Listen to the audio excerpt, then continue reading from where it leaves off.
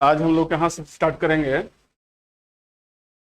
वशिष्ठी पुत्र लुमावी। किस वंश में हम लोग चल रहे हैं पता है आप लोग को ना? सतवाहन वंश में। सतवाहन वंश में आज हम लोग किसके बारे में पढ़ेंगे? कल सातकर्णी के बारे में पढ़े थे ना? ये हम नहीं पढ़ाए थे, कल नहीं पढ़ाए क्या? हाँ बाद में है, तो इसे जान लेते हैं। गौतमी पूर्ण सातकर्णी का उत्तराधिकारी कौन था? वशिष्ठी पुत्र पुलमावी था, जो 1330 से 1559 ईस्वी था। इसे शक शासक रुद्ररमण ने 2 बार पराजित किया था। पढ़ाए थे कल हम। पुलमावी को दक्षिणा पथेश्वर भी कहा जाता है। रिवीजन कर लीजिए 5 मिनट में। पुलमावी को क्या बोलते हैं? दक्षिणा पथेश्वर। माने दक्षिणा का मतलब क्या हो जाएगा? दक्षिण का अधिकारी। ये अभिलेख नासिक, कार्ले और अमरावती में मिले हैं। नासिक कहाँ है? महाराष्ट्र में। कार्ले का चैत्य है और अमरावती भी महाराष्ट्र में, तो महाराष्ट्र में। इसका बाद आता है यज्ञ श्री सातकर्णी। यह था 174 से 203 ईस्वी था। सतवाहन वंश का अंतिम महान शासक था। इसके सिक्के पर किसके चित्र थे? नाव के। इसे क्या चलता है पता? कि जल परिवहन की महत्ता क्या थी? ज्यादा थी। ठीक है ना? सतवाहन साम्राज्य के अवशेष पर वाकाटक एवं इक्ष्वाकु वंश की स्थापना हुई थी। सतवाहन कालीन संस्कृति के बारे में हम लोग जान लें। इस काल में महिलाओं की दशा क्या थी? महिलाएं शिक्षित थीं, पर्दा प्रथा नहीं था, स्त्रियां भी संपत्ति भागीदार होती थी बराबर की। सतवाहन समाज में मातृ सत्तात्मक ढांचे का आभास मिलता है। समाज में अंतरजातीय विवाह होते थे। राज परिवार की महिलाएं बौद्ध धर्म को प्रश्रय देती थी, जबकि पुरुष वैदिक धर्म को। कल बताया था। सतवाहनों ने ब्राह्मणों और बौद्ध भिक्षुओं को कर मुक्त ग्राम दान देने की प्रथा आरंभ की, जो आबाद भूमि और ग्राम दान में दिए जाते थे। सतवाहनों की राजकीय भाषा क्या थी? प्राकृत थी। सतवाहनों ने सर्वप्रथम शीशे के सिक्के जारी किए थे। हो गया था। इक्ष्वाकु वंश सब लोग पढ़ाना था ना, यहीं से पढ़ाना था, तो पढ़ा सकते। अब इसके बारे में थोड़ा जानिए। ये सतवाहनों के सामंत थे। क्या थे? सामंत क्या होता है? जैसे मान लो कि राजा हो गया। क्या हो गया? राजा। तो राजा के अधीन सब जमीन पर तो राजा अधिकार नहीं कर पाएगा, सब जगह पर तो खेती बाड़ी नहीं कर देख नहीं पाएगा। तो क्या करता है कि अपने सामंत नियुक्त करता है। क्या करता है? सामंत। माने सामंत को एक तरह हम लोग जमींदार कह सकते हैं। क्या कह सकते हैं? जमींदार। इनको सामंतों को एक बड़े सामंत का एरिया मिलता था और उस एरिया में जमीन को डिस्ट्रीब्यूट करके उसके लगान लेना और सुनने काम कौन करता था? सामंत करता था। तो राजा के सामंत होते थे। यह युद्ध के समय भी राजा के साथ क्या होते थे? भागीदार बनकर लड़ाई करते थे। तो सामंत कहिए कि राजा का एक तरह से क्या था? माने उसके शक्ति का डिस्ट्रीब्यूशन था। ठीक ना? तो अब रियल में जो इक्ष्वाकु वंश था वो सतवाहनों के कौन थे? सामंत थे। माने कुछ महत्वपूर्ण ऐसा परिवार होगा जो आगे चल के एक वंश की नींव रख दिया। इस वंश के संस्थापक त्रिशांत मूल थे। कौन थे? त्रिशांत मूल थे, जिन्होंने क्या किया था? अश्वमेध यज्ञ किया था। अब अश्वमेध यज्ञ करने का मतलब यह हुआ कि श्री शांत मूल जो था ये बहुत ही क्या था? बहादुर प्रवृत्ति का व्यक्ति था या योद्धा रहेगा, क्योंकि सब कोई अश्वमेध यज्ञ नहीं कर सकता। ठीक ना? इसके उत्तराधिकारी वीर पुरुष दत्त ने नागार्जुन कोंडा के प्रसिद्ध स्तूप का निर्माण करवाया था। सवाल आ सकता है कि नागार्जुन कोंडा के स्तूप का निर्माण किसने कराया? तो इक्ष्वाकु वंश का वीर पुरुष दत्त ने कराया था। सवाल ऐसे आ सकता है कि नागार्जुन कोंडा के प्रसिद्ध स्तूप का निर्माण किसने कराया? वीर पुरुष दत्त, जो इक्ष्वाकु वंश का था। इस वंश के शासक बौद्ध मत के पोषक थे। मतलब कि इक्ष्वाकु वंश वाले किसको मानते थे? बौद्ध मत को मानते थे। लेकिन यहाँ पर यूपीएससी में अगर पूछ देगा कंसेप्चुअल कि इक्ष्वाकु वंश के राजाएं या जो सामंत थे जो बाद में राजा बने, वो बौद्ध धर्म को मानने वाले थे, तो अश्वमेध यज्ञ कैसे कर सकते हैं? क्योंकि जब अश्वमेध का घोड़ा छोड़ा जाएगा तो क्या करेगा? युद्ध तो करना पड़ेगा। और बौद्ध कहता है कि हम अहिंसा में विश्वास करते हैं, तो इसने धर्म को अपने जगह पे रखा और राज्य को अपने जगह पे रखा। यही काम अशोक ने नहीं किया था। क्या अंतिम उत्तराधिकारी वीरदत्त ने अगर किया होता कि धर्म धर्म है और राज राज है, तो मौर्य वंश का पतन नहीं होता। चेदी वंश तो बढ़ गया क्या? चेदी वंश, इसका संबंध किसे था? कलिंग के चेदी वंश से संबंधित जानकारी का मुख्य स्रोत खारवेल का हाथी गुफा अभिलेख प्रथम शताब्दी ईस्वी पूर्व है। मतलब कि जो चेदी वंश कहाँ आया? कलिंग में आया। ठीक है। और इसका साक्ष्य कहाँ मिलता है? खारवेल के हाथी गुफा अभिलेख से। कहाँ से मिलता है? खारवेल के हाथी गुफा अभिलेख से चेदी वंश के बारे में जानकारी मिलती है।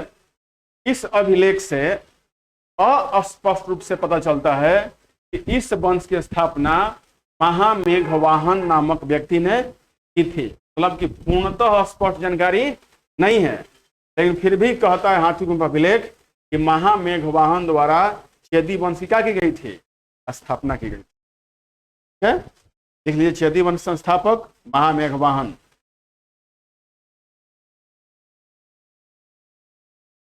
महामेघवाहन ने की थी।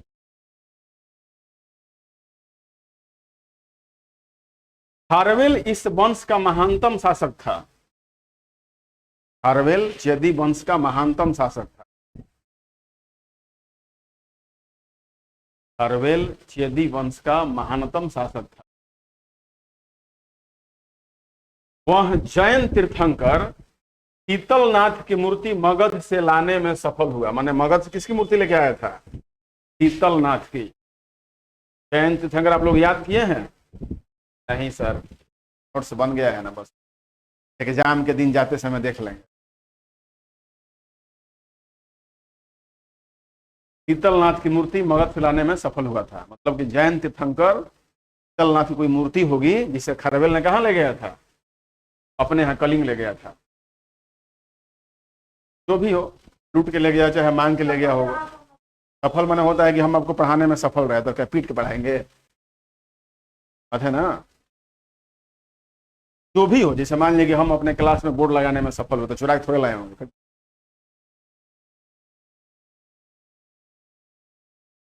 जिसको 3 शताब्दी पूर्व मगध के शासक महापद्मन द्वारा कलिंग से ले गया था। मतलब कि रियल में कलिंग में ही था, उड़ीसा में ही था। किनका मूर्ति? शीतलनाथ का। इसे कौन ले गया था? महापद्मनंद ले गया था। तो महापद्मनंद कहाँ था? और सब था, लगाया होगा, मगध में लगाया होगा, और पुनः ही दोबारा जाकर वापस लेके आया। जैन लोगों को ग्राम दान में दिए जाने का प्रथम उल्लेख हाथी गुफा अभिलेख से प्राप्त होता है। मतलब कि जैन जो भिक्षु थे, इनको गांव का गांव जो दान में दिया गया, इसका प्रथम कहाँ से मिलता है? हाथी गुफा अभिलेख से। कहाँ से मिलता है? हाथी अभिलेख से। इस अभिलेख में दक्षिण के 3 राज्यों चोल, चेर एवं पांडे का उल्लेख द्वारा पराजित किए जाने का उल्लेख है।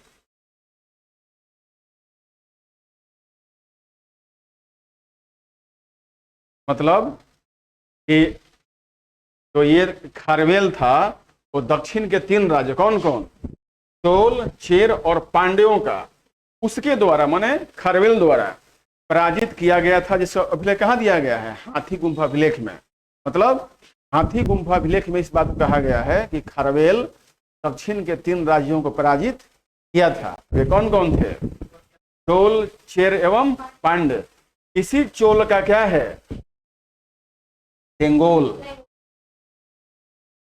सेंगोल, सेंगोल क्या है जी? राजदंड है। इसके बारे में पीटी में सवाल आ सकता है, संभावना बनती है करंट अफेयर। तो एक लाइन दोहरा दिया जाए। कलिंग के चेदी वंश का स्थापना किसने किया था? महामेघवाहन। साक्ष्य कहां से मिलता है? खारवेल के हाथी गुफा अभिलेख से। और वही अभिलेख कहता है कि चेदी वंश का सबसे महानतम शासक कौन था?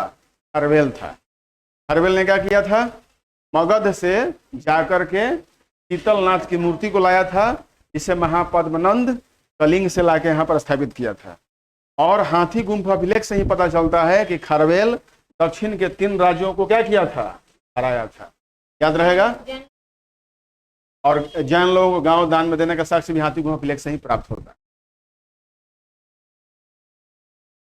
हिंद यवन इंडो ग्रीक, उत्तर पश्चिमी से पश्चिमी विदेशियों के आक्रमण प्रजोदर काल की सबसे महत्वपूर्ण राजनीतिक घटना थी। देखिए, इनको हिंद यवन इसलिए कहा गया, जो बाहर के लोग आए थे, यूनानी लोग आए थे, ठीक ना। अब भारत में जब वो बस गए तो उनका अगला साम्राज्य क्या बन गया? मिक्स हो गया। क्या हो गया? हिंद यवन हो गया, मिक्स गया घटना थे। इनमें सबसे पहले आक्रमणकारी थे बैक्ट्रिया के ग्रीक, यूनानी, जिन्हें प्राचीन भारतीय साहित्य ने यवन कहा है। ध्यान रखिएगा, यूनानी को हम लोग क्या बोलते हैं? यानी बैक्ट्रिया के ग्रीक। बैक्ट्रिया क्या है? जगह का नाम है। ग्रीक आज भी है ना, ग्रीस है ना। तो ग्रीक कौन थे? यूनानी थे, माने यूनान से था। इनको हम लोग क्या कहे हैं? यवन। यूनानी ही यवन थे, यही ग्रीक थे। कहाँ के रहने वाले थे? बैक्ट्रिया के, है ना। सर्वप्रथम यूनानी आक्रमणकारियों ने हिंदुकुश पर्वत पार किया। हिंदुकुश पर्वत कहाँ है? अफगानिस्तान में। इन्हें इंडो ग्रीक, हिंद यवन एवं बैक्ट्रियन ग्रीक के नाम से भी जाना जाता है, क्योंकि इसमें से कई लोग आके भारतीय समाज में रच बस गए। इन्हें हिंद यवन भी कहा जाता है। सबसे पहले आक्रमण कहाँ से किए थे? हिंदुकुश पर्वत। हिंदुकुश पर्वत कहाँ है? वर्तमान में अफगानिस्तान में है।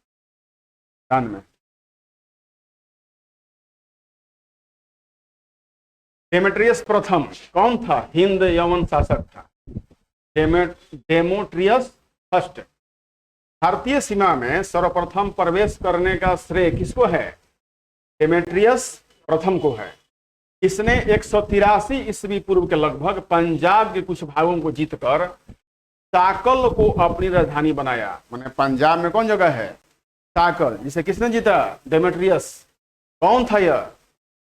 फर्स्ट था और हिंद यवन शासक था, जो भारत में पहले बार सीमा में प्रवेश किया और पंजाब के कुछ भागों को जीतकर साकल को अपनी राजधानी बनाया। सवाल आ सकता है कि साकल किसकी राजधानी थी? हिंद यवन शासकों के फर्स्ट, डेमेट्रियस फर्स्ट का था। कहाँ है? पंजाब प्रांत में। डेमेट्रियस ने भारतीयों के राजा की उपाधि धारण की और यूनानी तथा खरोष्टी दोनों लिपियों वाले सिक्के चलाए। मतलब जैसे भारत में राजा होते हैं, तो डेमेट्रियस ने अपने को क्या कहा? राजा कहा, उपाधि धारण की। और यूनानी और खरोष्टी दोनों लिपियों वाले सिक्के चलाए। डेमेट्रियस के उपरांत यूक्रेटाइडस ने भारत के कुछ हिस्सों को जीतकर तक्षशिला को राजधानी बनाया था। सवाल आ सकता है कि डेमेट्रियस के बाद कौन आया भाई? यूक्रेटाइडस। इसकी राजधानी कहाँ थी? तक्षशिला। तक्षशिला कहाँ है? पाकिस्तान में। कहाँ पर है? पाकिस्तान में। मिनांडर जब हिंद यवन शासक था, 160 से 120 ईस्वी पूर्व था। कब था?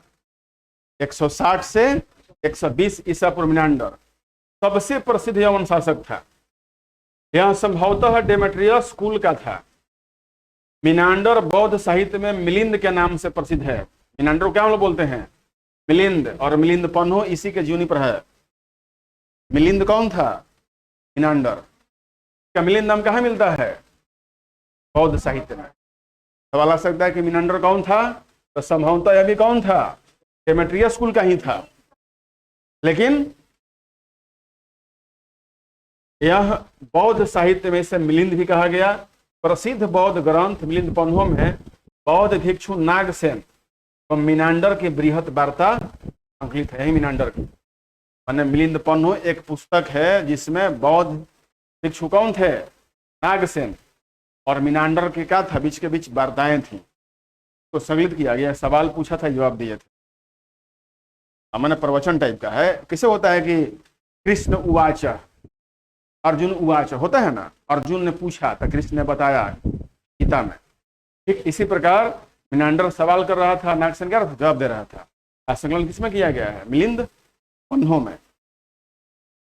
भारत पर बैक्ट्रिया के यूनानी राजाओं के शासन के आरंभ के साथ ही सिक्कों पर राजाओं के नाम और तिथियां क्या है? किरण है। भारत पर बैक्ट्रिया के यूनानी राजाओं के शासन के आरंभ के साथ ही सिक्कों पर राजाओं के नाम और तिथियां उत्कीर्ण की जाने लगी थी। हिंद यवन शासकों का इतिहास जानने का एकमात्र स्रोत क्या है? सिक्का है। सवाल आ जाएगा कि हिंद यवन जो शासक थे, जो यूनानी शासक थे, इनका इतिहास कहाँ चलता है पता? सिर्फ सिक्कों से। इसीलिए हम लोग पढ़ाते हैं कि इतिहास के स्रोत में कि सिक्का भी क्या होता है? महत्वपूर्ण स्रोत होता है इतिहास जानकारी। अब मान लीजिए कि नरेंद्र मोदी के बारे में हम लोग कैसे जानेंगे? 75 रुपए का सिक्का, और भी सिक्का उन्होंने जारी किया है। इतिहास में लिखा जाएगा ना कि सिक्का उन्होंने जारी किया था। अब ऐसा नहीं कि आप अपने केवल गांधी बाबा ही नोट पे छपेंगे, बाकी कोई नहीं छपेगा, कहीं एक अधिकार है। इनके चांदी के सिक्के ड्रम, चाहे कहीं कहीं इंग्लिश में ड्रम लिखा है, DRUM, ड्रम कहे जाते थे, लिख लीजिएगा। इनके चांदी के सिक्कों का नाम क्या था? ड्रम या ड्रम। सर्वप्रथम इंडो ग्रीक शासकों ने ही लेख वाले सिक्के, मुद्रा लेख तथा सोने के सिक्के जारी किए। तभी महत्वपूर्ण है, मैंने सोने के सिक्के लेख वाले हिंद यवन शासकों ने जारी किया।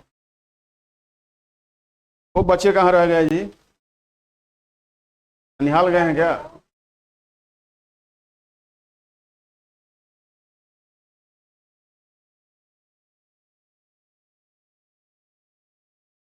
इसके बाद मिनांडर के बाद एक देखिए क्या होता है कि उस समय के इतिहास के बारे में उतनी जानकारी नहीं थी।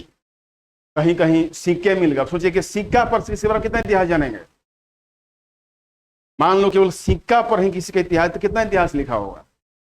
कुछ उत्कीर्ण लिखे होंगे, आगे चल के कुछ विद्वानों ने पहचाना होगा। तो इसीलिए इनका इतिहास अकबर बाबर की तरह नहीं मिलता है, ठीक है ना। उसी तरह हम लोग आते हैं, एक अन्य बैक्ट्रियन यूक्रेटाइडस ने भी भारत के कुछ भागों क्या किया? जीतकर तक्षशिला को अपनी राजधानी बनाया। इस वंश के सबसे प्रतापी शासक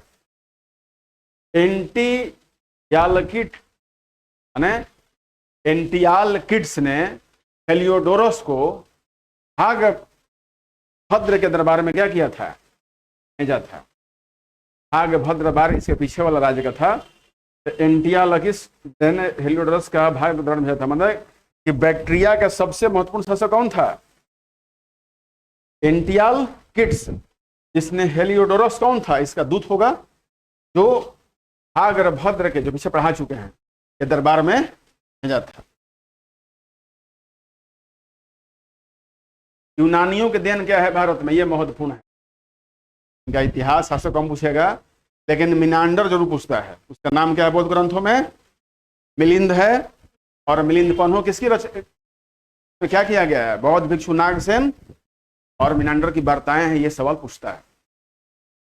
यूनानियों की देन क्या है भाई? इसकी देन राजत्व का दैवीय सिद्धांत। इसका मतलब शॉर्ट बताइए क्या होता है?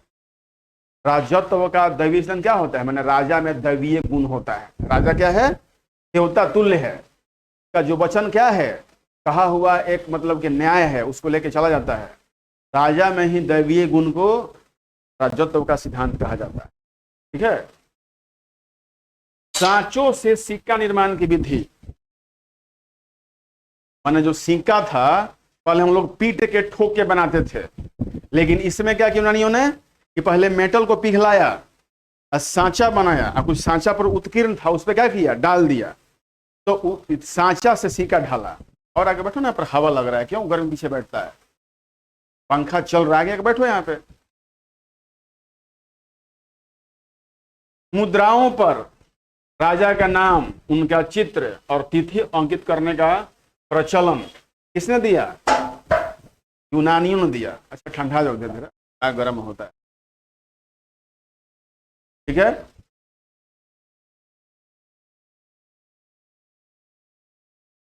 संचा देखी हो? लकड़ी का होता है, चाहे कुछ ऐसे मेटल को होते हैं जो उसके तुलना में अधिक ताप पर पिघलते हों। आज जो हम लोग सिक्का ढालते हैं क्या होता है, बोतल कैसे बना, सांचे में ढाल के। आपका मोबाइल का कवर कैसे बना पीछे का, सांचे में ढाल करके। तुम भी बनी हो सांचे में ढाल करके।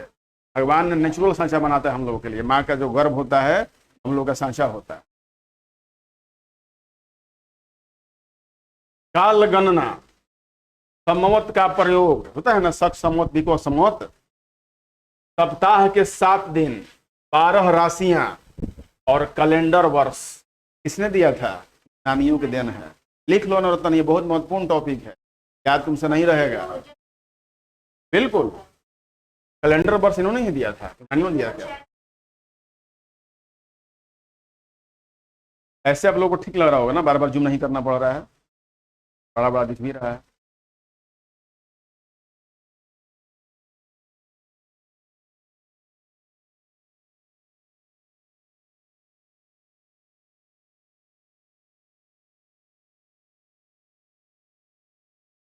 इस दुनिया में रात गया फाइल भी ऑन। काल गणना, संवत का प्रयोग, सप्ताह के 7 दिन, 12 राशियां और कैलेंडर वर्ष किसके दिन है, यूनानियों की, याद रहना चाहिए। भारत में ज्योतिष का विकास यूनानी संबंधनों के कारण संभव हुआ था। जो हम लोग ज्योतिष शास्त्र देखते हैं ना, खास करके कौन सा नक्षत्र है, कौन सा ग्रह है, कौन सी राशियां हैं, किसकी दिन है, यूनानियों द्वारा गणनाएं की गई थी। यूनानियों का मैथमेटिक्स बढ़िया था, रेखागणित बढ़िया था उनका।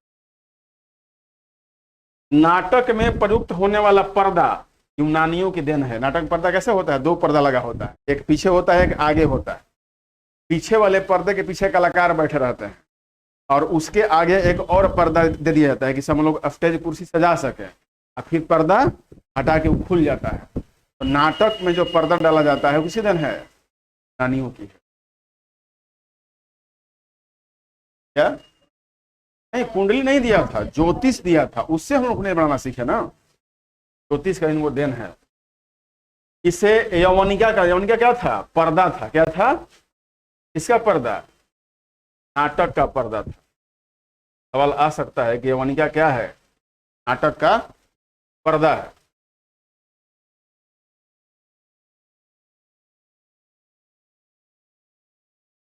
और गांधार शैली किसने दिया था, उत्तरी पश्चिम भारत में हेलोनिस्टिक कला मैंने गंगाधर शैली किसने विकास ने दिया था, यूनानियों ने दिया था, गांधार बोलते हैं।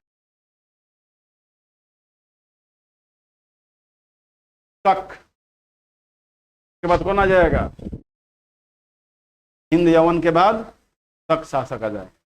क्या जाएंगे, शक।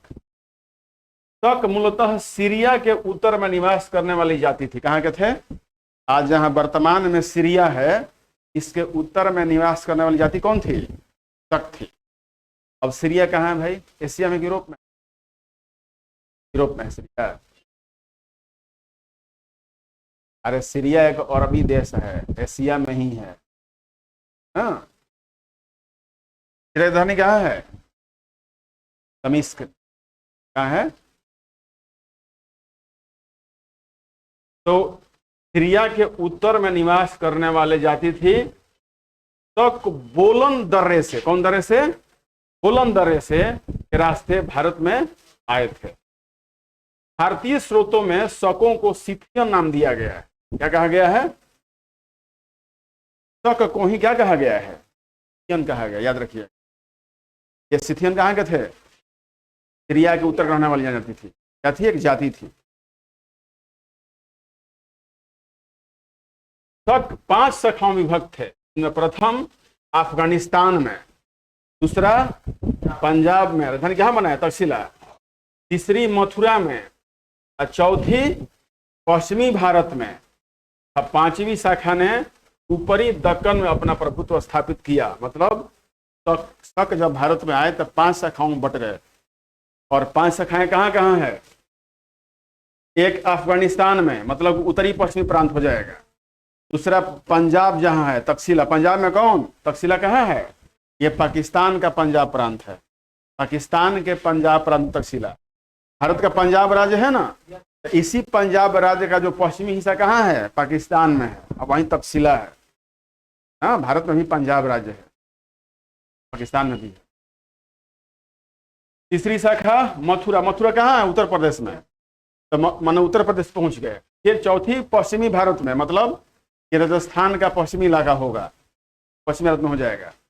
और ऊपरी दक्कन में अपना प्रभुत्व स्थापित किया। दक्कन माने कौन, दक्कन क्या हो जाएगा, महाराष्ट्र का भाग हो जाएगा, मध्य प्रदेश हो जाएगा, मध्य प्रदेश निचली भाग हो जाएगा।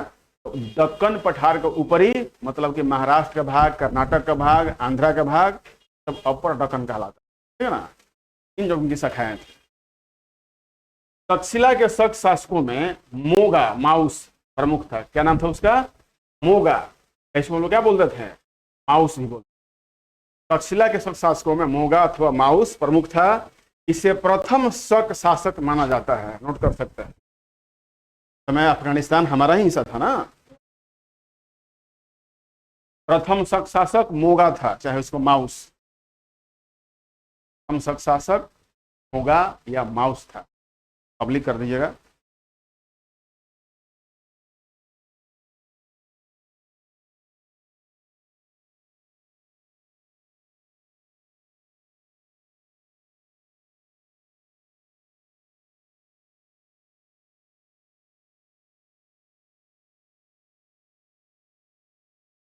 क्या प्रथम शक शासक कौन था, होगा।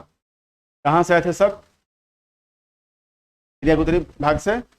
ये भारत में क्या कहा गया है, सिथियन, एक जाति है सिथियन, ठीक है ना, उसी के नाम पर कहा गया कि सिथियन है।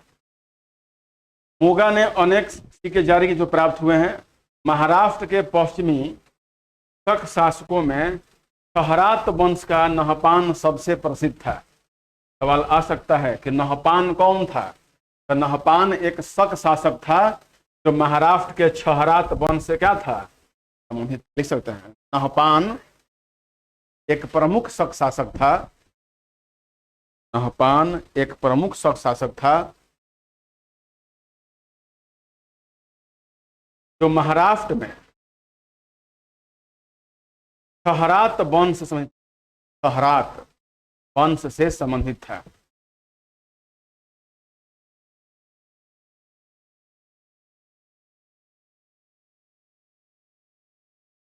जिसे गौतमी पुत्र सातकर्णी ने, माना सतवाहन वंश का था, जिसे गौतमी पुत्र सातकर्णी ने इसे पराजित किया। गौतमी पुत्र कहाँ का था, सतवाहन वंश का। गौतमी पुत्र सातकर्णी ने इसे पराजित किया। गौतमी पुत्र सातकर्णी ने इसे पराजित किया था।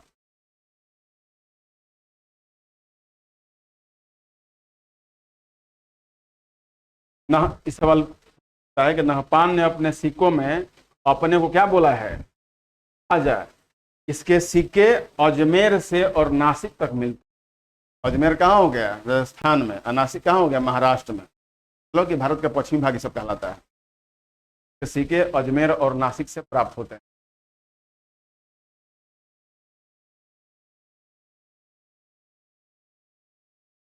रुद्रदामन प्रथम भी शक शासक था। रुद्रदामन था। भारत में शकों का अथवा सिथियनों का सर्वाधिक प्रसिद्ध राजा कौन था, रुद्रदामन, जो 130 से 150 ईस्वी पूर्व राजा था। मैंने 130 से 150 मैंने 20 वर्ष तक शासन किया। रुद्रदामन ने अपने समकालीन सातकर्णी द्वितीय मैंने वशिष्ठी पुत्र पुलमावी को 2 बार हराया था। जबकि गौतमीपुत्र सातकर्णी ने किसको हराया, शक शासकों को। लेकिन शक से हारा कौन, सातकर्णी सेकंड, जिसका नाम था वशिष्ठी पुत्र पुलमावी। किसने हराया, शक शासक रुद्रदामन प्रथम। रुद्रदामन ने सुदर्शन झील की मरम्मत कराई। कौन बना सुदर्शन झील, बताओ तो, पढ़ा चुके हैं पहले। सुदर्शन झील किसने बनवाया था, हाँ राइट। इसका मरम्मत किसने कराया था, रुद्रदामन ने। इसी झील का निर्माण मौर्य काल में हुआ था।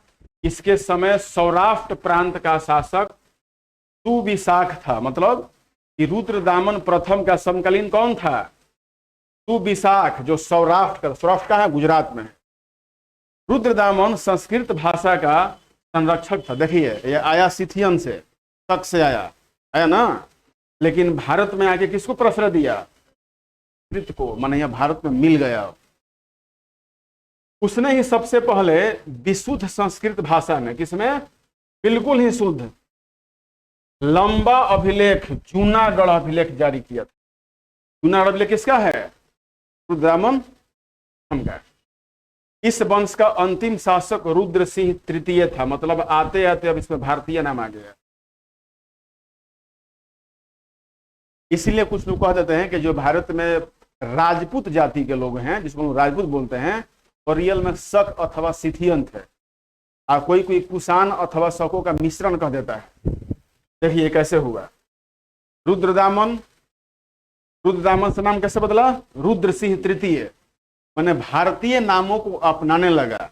मतलब वो मिक्स हुआ ना हुआ, लेकिन अपना नाम क्या कर लिया? हम जाके पाकिस्तान में रख लें जय मियाँ, तो हम तो मियाँ हो जाएंगे, लेकिन हम मिक्स थोड़े वहां पे।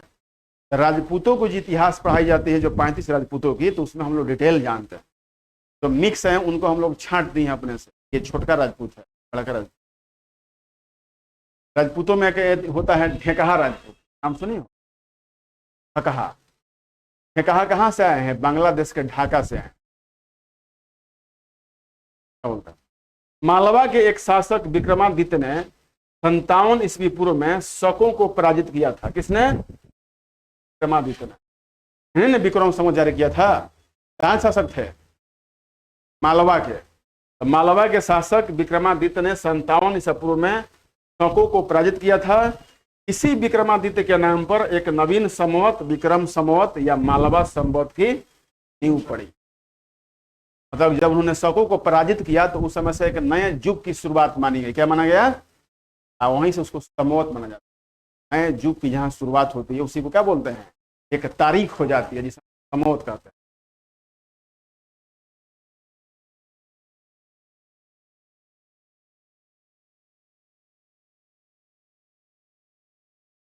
अब सवाल आ सकता है कि भारत में शकों को किसने पराजित किया? विक्रमादित्य ने, ठीक ना। अब विक्रमादित्य ने जब शकों को पराजित किया तो कौन संवत जारी किया? विक्रम संवत, या उसको मालवा संवत भी कहा। आज जो आप लोग पढ़, देखिए हम बता रहे हैं कि अभी आप जो है लोग पढ़ते हैं बोर्ड पे, तो एक बार घर जाके दोहराना चाहिए। कॉपी का नोट्स हो चाहे PDF हो, और फिर एक बार आने से पहले पढ़ लेना चाहिए, जिंदगी भर नहीं। अगर क्लासरूम में ही केवल पढ़ाने से याद हो जाता तो UPSC में पता है कितना % रिजल्ट होता है? 0.16%। बार हुआ है ना जी। 930 में से कितना रिजल्ट हुआ है? मैंने 930 रिजल्ट हुआ है। तो टोटल फार्म कितना था? 0.16। मैंने कभी 1% नहीं पहुंचता। तो ये लोग कौन हैं? इनके पास ज्यादा किताबें नहीं दिखेंगे, इनके पास क्या दिखेगा? ऐसे ऐसे नोट्स, और उसको लोग बार बार पढ़ते हैं। पढ़ाने का काम हम लोग का है, उनका है। आपका काम है बार बार। अलग बात है कि किसी ने बक्सर में बैठ के एक रूम में निकाल लिया, तो वो कुछ गॉड गिफ्टेड होते हैं, या उन्होंने कहा कि मैंने मार्गदर्शन यूट्यूब से लिया है, सीखा है, तो वो अलग बात है। का अपना प्रॉब्लम था, आपका अपना प्रॉब्लम। बहुत लोग दिल्ली जा करके और बढ़िया बढ़िया कोचिंग पढ़ करके भी 1 नंबर से क्या हो जाता है? हट जाता है। लेकिन इसका मतलब है कि उनका जीवन खराब नहीं है। अगर वो चाहे तो उनका जीवन खराब हो सकता है। पारथियाई या पहलव वंश, तक के बाद कौन थे जी? पारथियाई पहलव भारतीय नाम है। पारथियाई मध्य एशिया के ईरान से आए थे। कहां से आए थे? डायरेक्ट पार्थियन वंश का संबंध कहां से था? ईरान से था। लेकिन याद कीजिए, एक बात मैं आपको जोड़ दूं यहाँ पे, बहुत लोगों के माइंड में हो कि ईरान तो मुस्लिम, सब ईरान मुस्लिम था, नहीं था। इन सभी जगहों पर एक ही धर्म था, सनातन, जिसका अलग अलग भौगोलिक क्षेत्र में अलग नाम था। अरे ईसा मसीह के जब जन्म होते ईसाई पैदा हो गए हुए ना। आज जब मोहम्मद साहब मक्का से के मदीना से मक्का गए तो क्या नाम पड़ गया? इस्लाम वंश। इसके पहले क्या थे? वो बताएगा? वो ईसाई थे कि यहूदी थे कि क्या थे? यहूदी उसके पहले क्या था? सब सनातनी थे। और सनातन मतलब जो प्रकृति और शिव की पूजा करता हो, जो शैव हो, सनातन का ज्ञान नहीं है वो सब भाषण देने। पश्चिमोत्तर भारत में शकों के आधिपत्य के बाद पारथियाई लोगों का आधिपत्य हुआ। मतलब जिन जिन जगहों पर शकों का शासन था, इसको विक्रमादित्य ने हरा दिया, तो उन्हीं क्षेत्रों पर कौन आ गया? पार्थियन या पहलव वंश आ गया। भारत में इनको पहलव कहा गया। भारत में पार्थियन साम्राज्य का वास्तविक संस्थापक कौन था? मिथेडेटस प्रथम। क्या नाम था इसका? भारत में पार्थियन साम्राज्य का वास्तविक संस्थापक मिथेडेटस प्रथम का काल है 171 से 130 ईसा पूर्व था। ईसा पूर्व ही आया था। पहलव वंश का सर्वाधिक शक्तिशाली शासक कौन था? गोंदोफर्निस। बहुत पूछता है इसके बारे में, गोंदोफर्निस के बारे में कई बार पूछा है। पहलव वंश का सर्वाधिक शक्तिशाली शासक गोंदोफर्निस, जो 20 से 41 ईसा पूर्व था। 20 से 41 ईस्वी, 20 से 41 ईस्वी क्या था इसका प्रभाव था?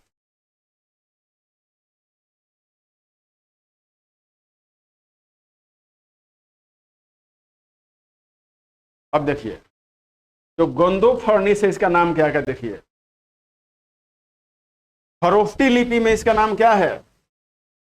खरोष्टी लिपि में उत्कीर्ण तख्ते बही अभिलेख में इसे गुदुवहर कहा गया है। गुदुवहर कहा गया है। फारसी में इसका नाम बिंदफर्न है। फारसी में नाम क्या है इसका?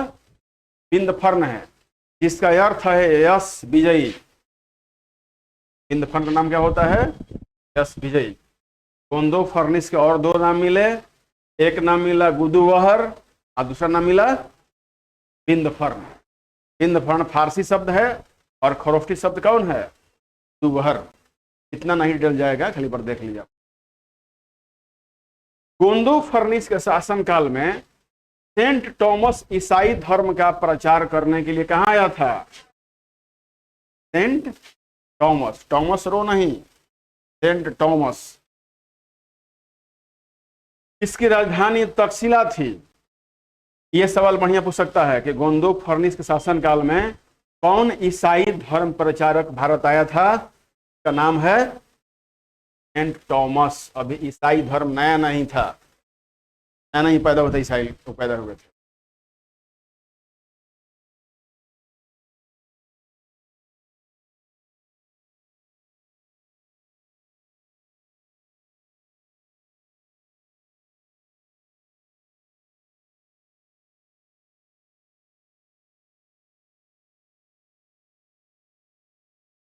पार्थियन राजाओं के सिक्कों पर धर्मिया माने धार्मिक उपाधि मिलती थी।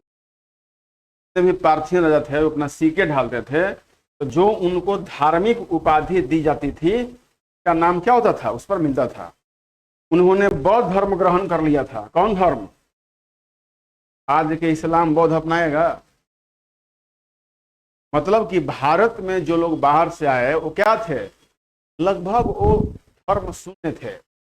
ज्यादा उनकी दूसरे धर्मों में कट्टरता नहीं थी। तो भारत में आए और भारत से क्या गए? मिल गए। गोंदोफर्निस ने देवव्रत की उपाधि धारण की थी। किसकी? देवव्रत। देवव्रत किसको बोला जाता है? देवव्रत किसका नाम है? भीष्म पितामह की। नाम सुने हैं ना? देवव्रत में इतनी क्षमता थी कि परशुराम भी डर के भाग जाते थे। इस साम्राज्य का अंत कुषाणों द्वारा किया। किसके द्वारा किया गया? पहले कौन है? शक, फिर पार्थियन, पहलव, फिर इसके बाद कौन आ जाएंगे?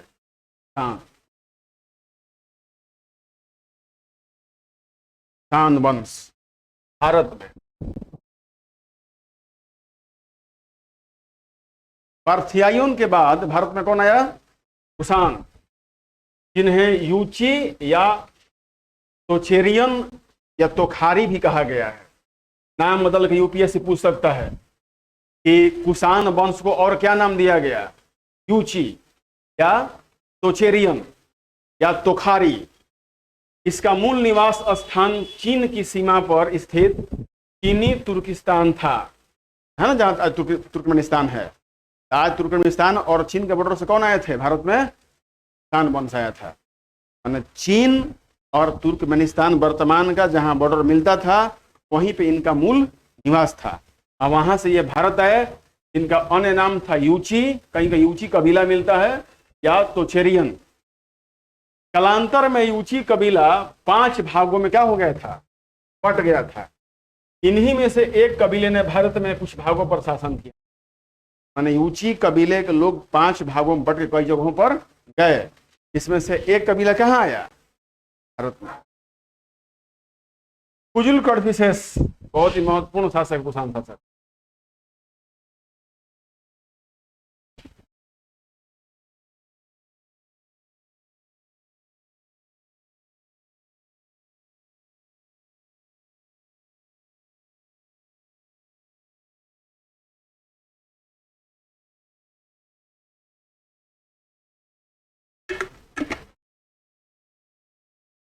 कुजुल कड़फिसेस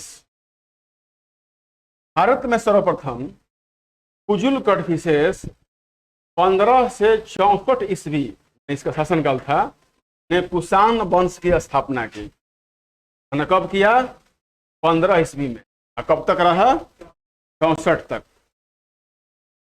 उसने रोमन सिक्कों की नकल करके, किसका नकल करके, तांबे के सिक्के ढलवाए तथा महाराजाधिराज की उपाधि धारण किया। कुजुल कड़फिसेस महाराजाधिराज की उपाधि धारण की थी। यह इसके बाद है कड़फिसेस प्रथम के प्रारंभिक सिक्कों के मुख्य भागों पर यूनानी राजा हर्मियस की आकृति है। माने कुजुल कड़फिसेस के बाद इसका जो उत्तराधिकारी है उसका नाम क्या पड़ गया? कड़फिसेस प्रथम। इसके प्रारंभिक सिक्कों के मुख्य भागों पर यूनानी राजा हर्मियस की आकृति है। हर्मियस की आकृति है, और पृष्ठ भाग पर उसकी अपनी, माने एक तरफ हर्मियस की दूसरी तरफ। इसका अर्थ यह हुआ, वहां पहले यूनानी राजा हर्मियस से क्या था? मतलब तान वंश के जो शासक थे वो यूनानियों के पहले क्या थे? अधीन थे। इसीलिए हर्मियस के सिक्के उसने क्या किए? अपने सिक्कों पर हर्मियस का फोटो लगवाया। ठीक है ना? कितना इतिहास है ना, तो किसी के इतिहास पढ़ना। टाइट होगा तुम बैठो, तो टाइट हो, स्ट्रेट हो ना। इसलिए कि सर्वाइकल होने का बड़ा रीजन होता है कि आदमी को ऐसे दब के बैठे। रीढ़ की हड्डी जिसकी सीधी रहेगी उसको सर्वाइकल नहीं होगा। तो कुजुल कड़फिसेस प्रथम, इसके बाद क्या आ गया? भीम कड़फिसेस। यह भारत में कुषाण शक्ति का वास्तविक संस्थापक माना जाता है। मतलब भीम कड़फिसेस भारत में कुषाणों का वास्तविक संस्थापक था। उसने बड़ी संख्या में सोने के सिक्के चलवाए। उसके सिक्कों पर एक ओर यूनानी लिपि और दूसरी ओर क्या थी? खरोष्टी। माने यूनानी लिपि भी था और खरोष्टी जो भारत में था। यह शैव मत का अनुयायी था। माने भारत में क्या हो गया? शैव। इसके पूर्वज कौन थे? बौद्ध थे। ये क्या हो गया? शैव, माने ब्राह्मण धर्म अपना लिया। इसके कुछ सिक्कों पर शिव, नंदी तथा त्रिशूल की आकृतियां मिलती हैं। शिव, नंदी और त्रिशूल की आकृतियां मिलती हैं। उसने महेश्वर, माने महेश्वर किसको बोलते हैं? शंकर जी को। उसने महेश्वर की उपाधि धारण की थी। महेश्वर की उपाधि धारण किसने? भीम कड़फिसेस ने।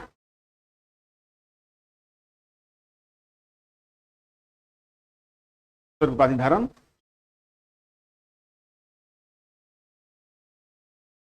कनिष्क, बहुत इसका नाम फेमस है। कनिष्क सर्वाधिक विख्यात कुषाण शासक था। इसने 78 ईस्वी में क्या चलाया? शक संवत आया।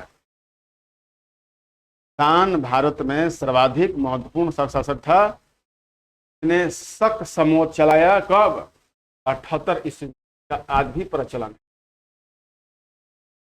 शक समोत का प्रचलन गया है, आज भी है। वर्तमान में भारत सरकार द्वारा भी प्रयोग में लाया जाता है।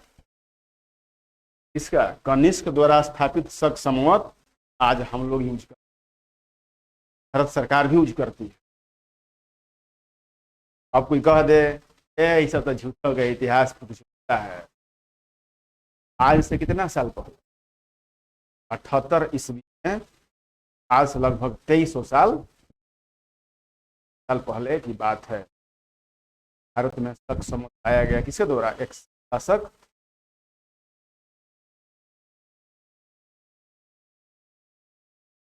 वर्तमान में शक समूह चैत्र है ना, 21 या 22 मार्च, हम लोग कहते हैं ना चैत बैसाख जेठ आषाढ़ सावन भादो पार कार्तिक अगहन पूष माघ फागुन।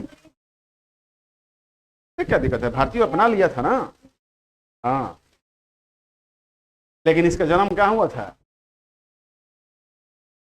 इसकी पहली पीढ़ी भारत में आ गई थी। जन्म कहाँ हुआ था? भारत में होता। वही ना इस्लाम कहता है हमको क्या मतलब है बाबर से, हमको क्या मतलब है औरंगजेब से, हम तो पैदा लिए हैं भारत में। इस बात का मैं भी समर्थन करता हूँ कि जो इस्लाम के मानने वाले भारत में पैदा हुए उससे मुझे कोई परहेज नहीं है, लेकिन वो खाली भारत में इस्लाम का गाना गाएंगे तो इससे तो परहेज है।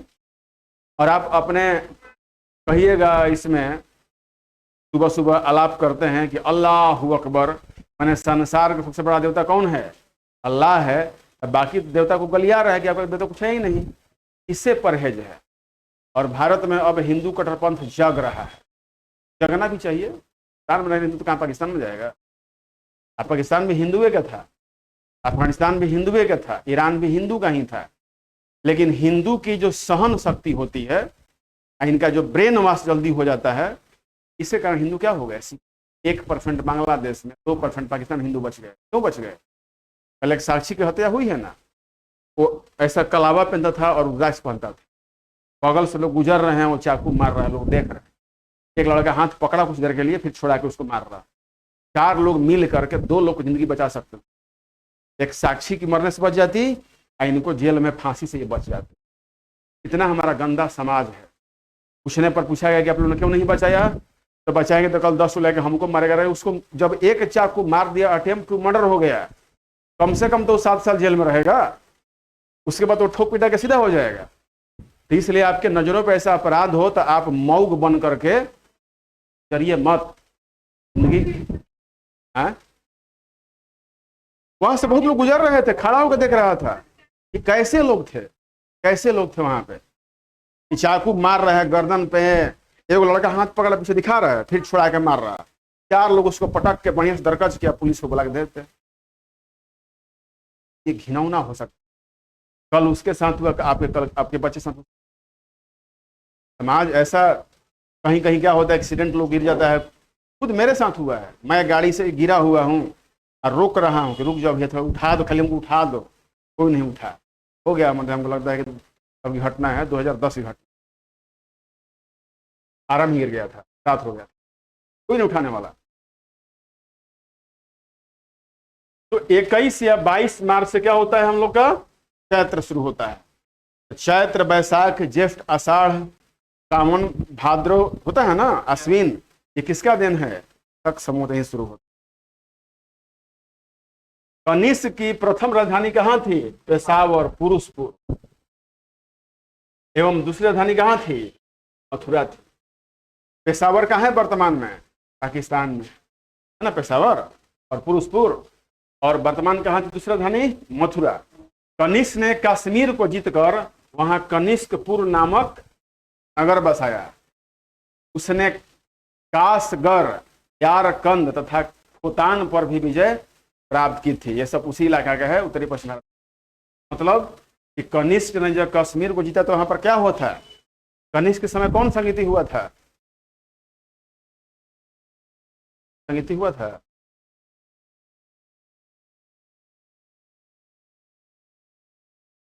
चौथी बौद्ध संगीति कहां हुआ था? सुंदरवन कश्मीर में। राजा कौन था? एक चीज दूसरे को जोड़ती है, याद रखना चाहिए। कनिष्क ने पाटलिपुत्र पर आक्रमण कर, माने पटना पर, वहां से प्रसिद्ध विद्वान अश्वघोष, बुद्ध का भिक्षा पात्र और एक अनोखा कुकुट प्राप्त किया था। यहां से पटना से क्या क्या ले गया? अश्वघोष विद्वान को ले गया, बुद्ध का भिक्षा पात्र ले गया और एक अनोखा कुकुट, या मुर्गा चाहे मोर कुछ भी हो सकता है, प्राप्त किया। माने कुकुट क्या था? मूर्ति होगा, जिंदा मुर्गा थोड़े लेके जाएगा, तो उसके यहाँ भी था। कुकुट का माने मूर्ति था। महास्थान बोगरा में पाई गई सोने की मुद्रा पर कनिष्क की एक खड़ी मूर्ति अंकित है, माने कनिष्क को दिखाया गया है, बोगरा से प्राप्त मूर्ति पर खड़ा है।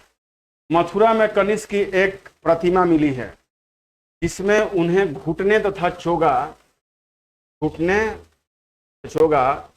और पैरों में भारी जूते पहने हुए दिखाया गया। ये होना चाहिए घुटने तक चोगा, घुटना होता है ना, यहां तक चोगा पहना है, और पैरों में भारी जूते पहने हुए दिखाया गया है। कनिष्क कला एवं संस्कृति साहित्य का महान संरक्षक था। इसके समय में मूर्ति कला की गंधार और मथुरा शैली का जन्म हुआ। लिख सकते हैं, कनिष्क समय में मूर्ति की गंधार शैली और मथुरा शैली का विकास हुआ था। कनिष्क के समय में मूर्ति निर्माण के गंधार और मथुरा शैली का विकास हुआ था। और मथुरा शैली का विकास हुआ था, जन्म हुआ था।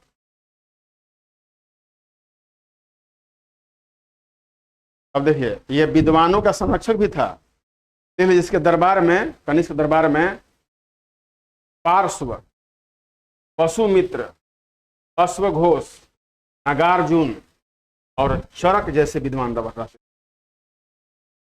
चरक संहिता क्या था? हित संबंधित था। दरबार में जो इतने बड़े बड़े विद्वान रहे हैं, पार्श्व, वसुमित्र, अश्वघोष, नागार्जुन और चरक जैसे विद्वान निवास करते थे।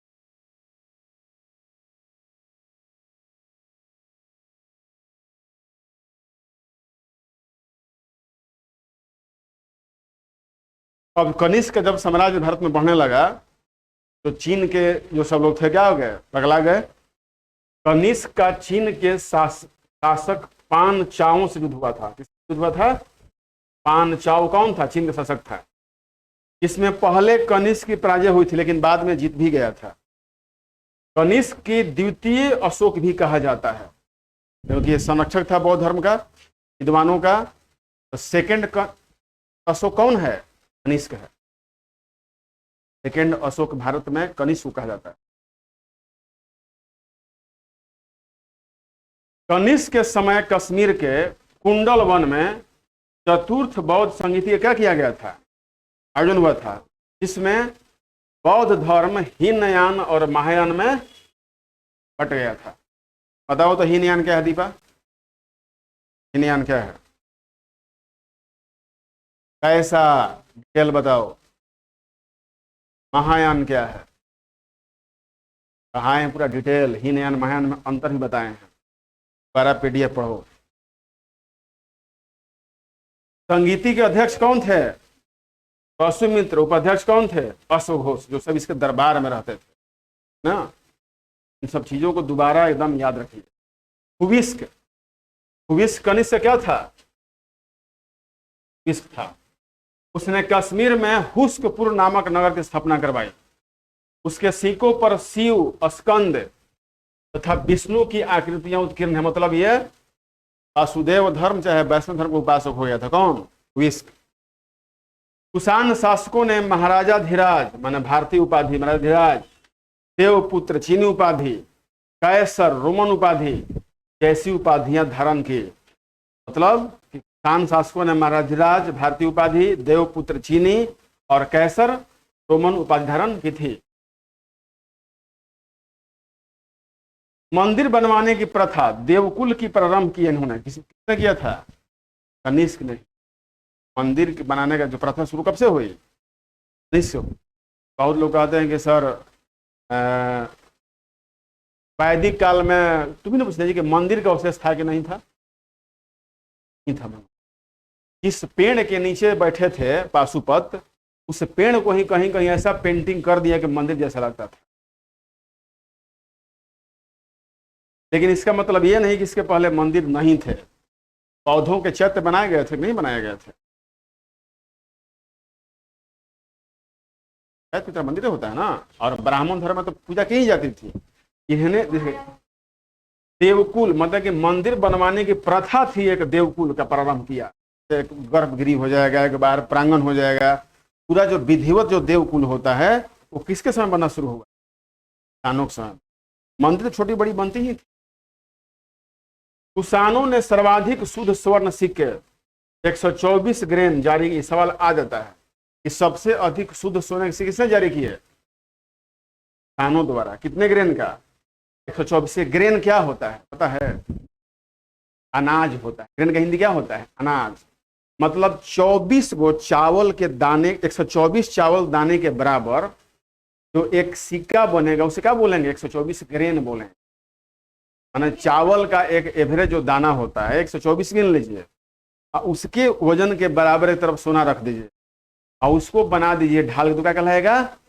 इतने ग्रेन का ना। इसलिए सोनार की दुकान में जाओगे और कोई पुराना गहना तोड़वाओगे, इतना छोटा सा भी कण कहीं गिरा होगा ना तो उसको लोग उठाता है, उठा लेता है।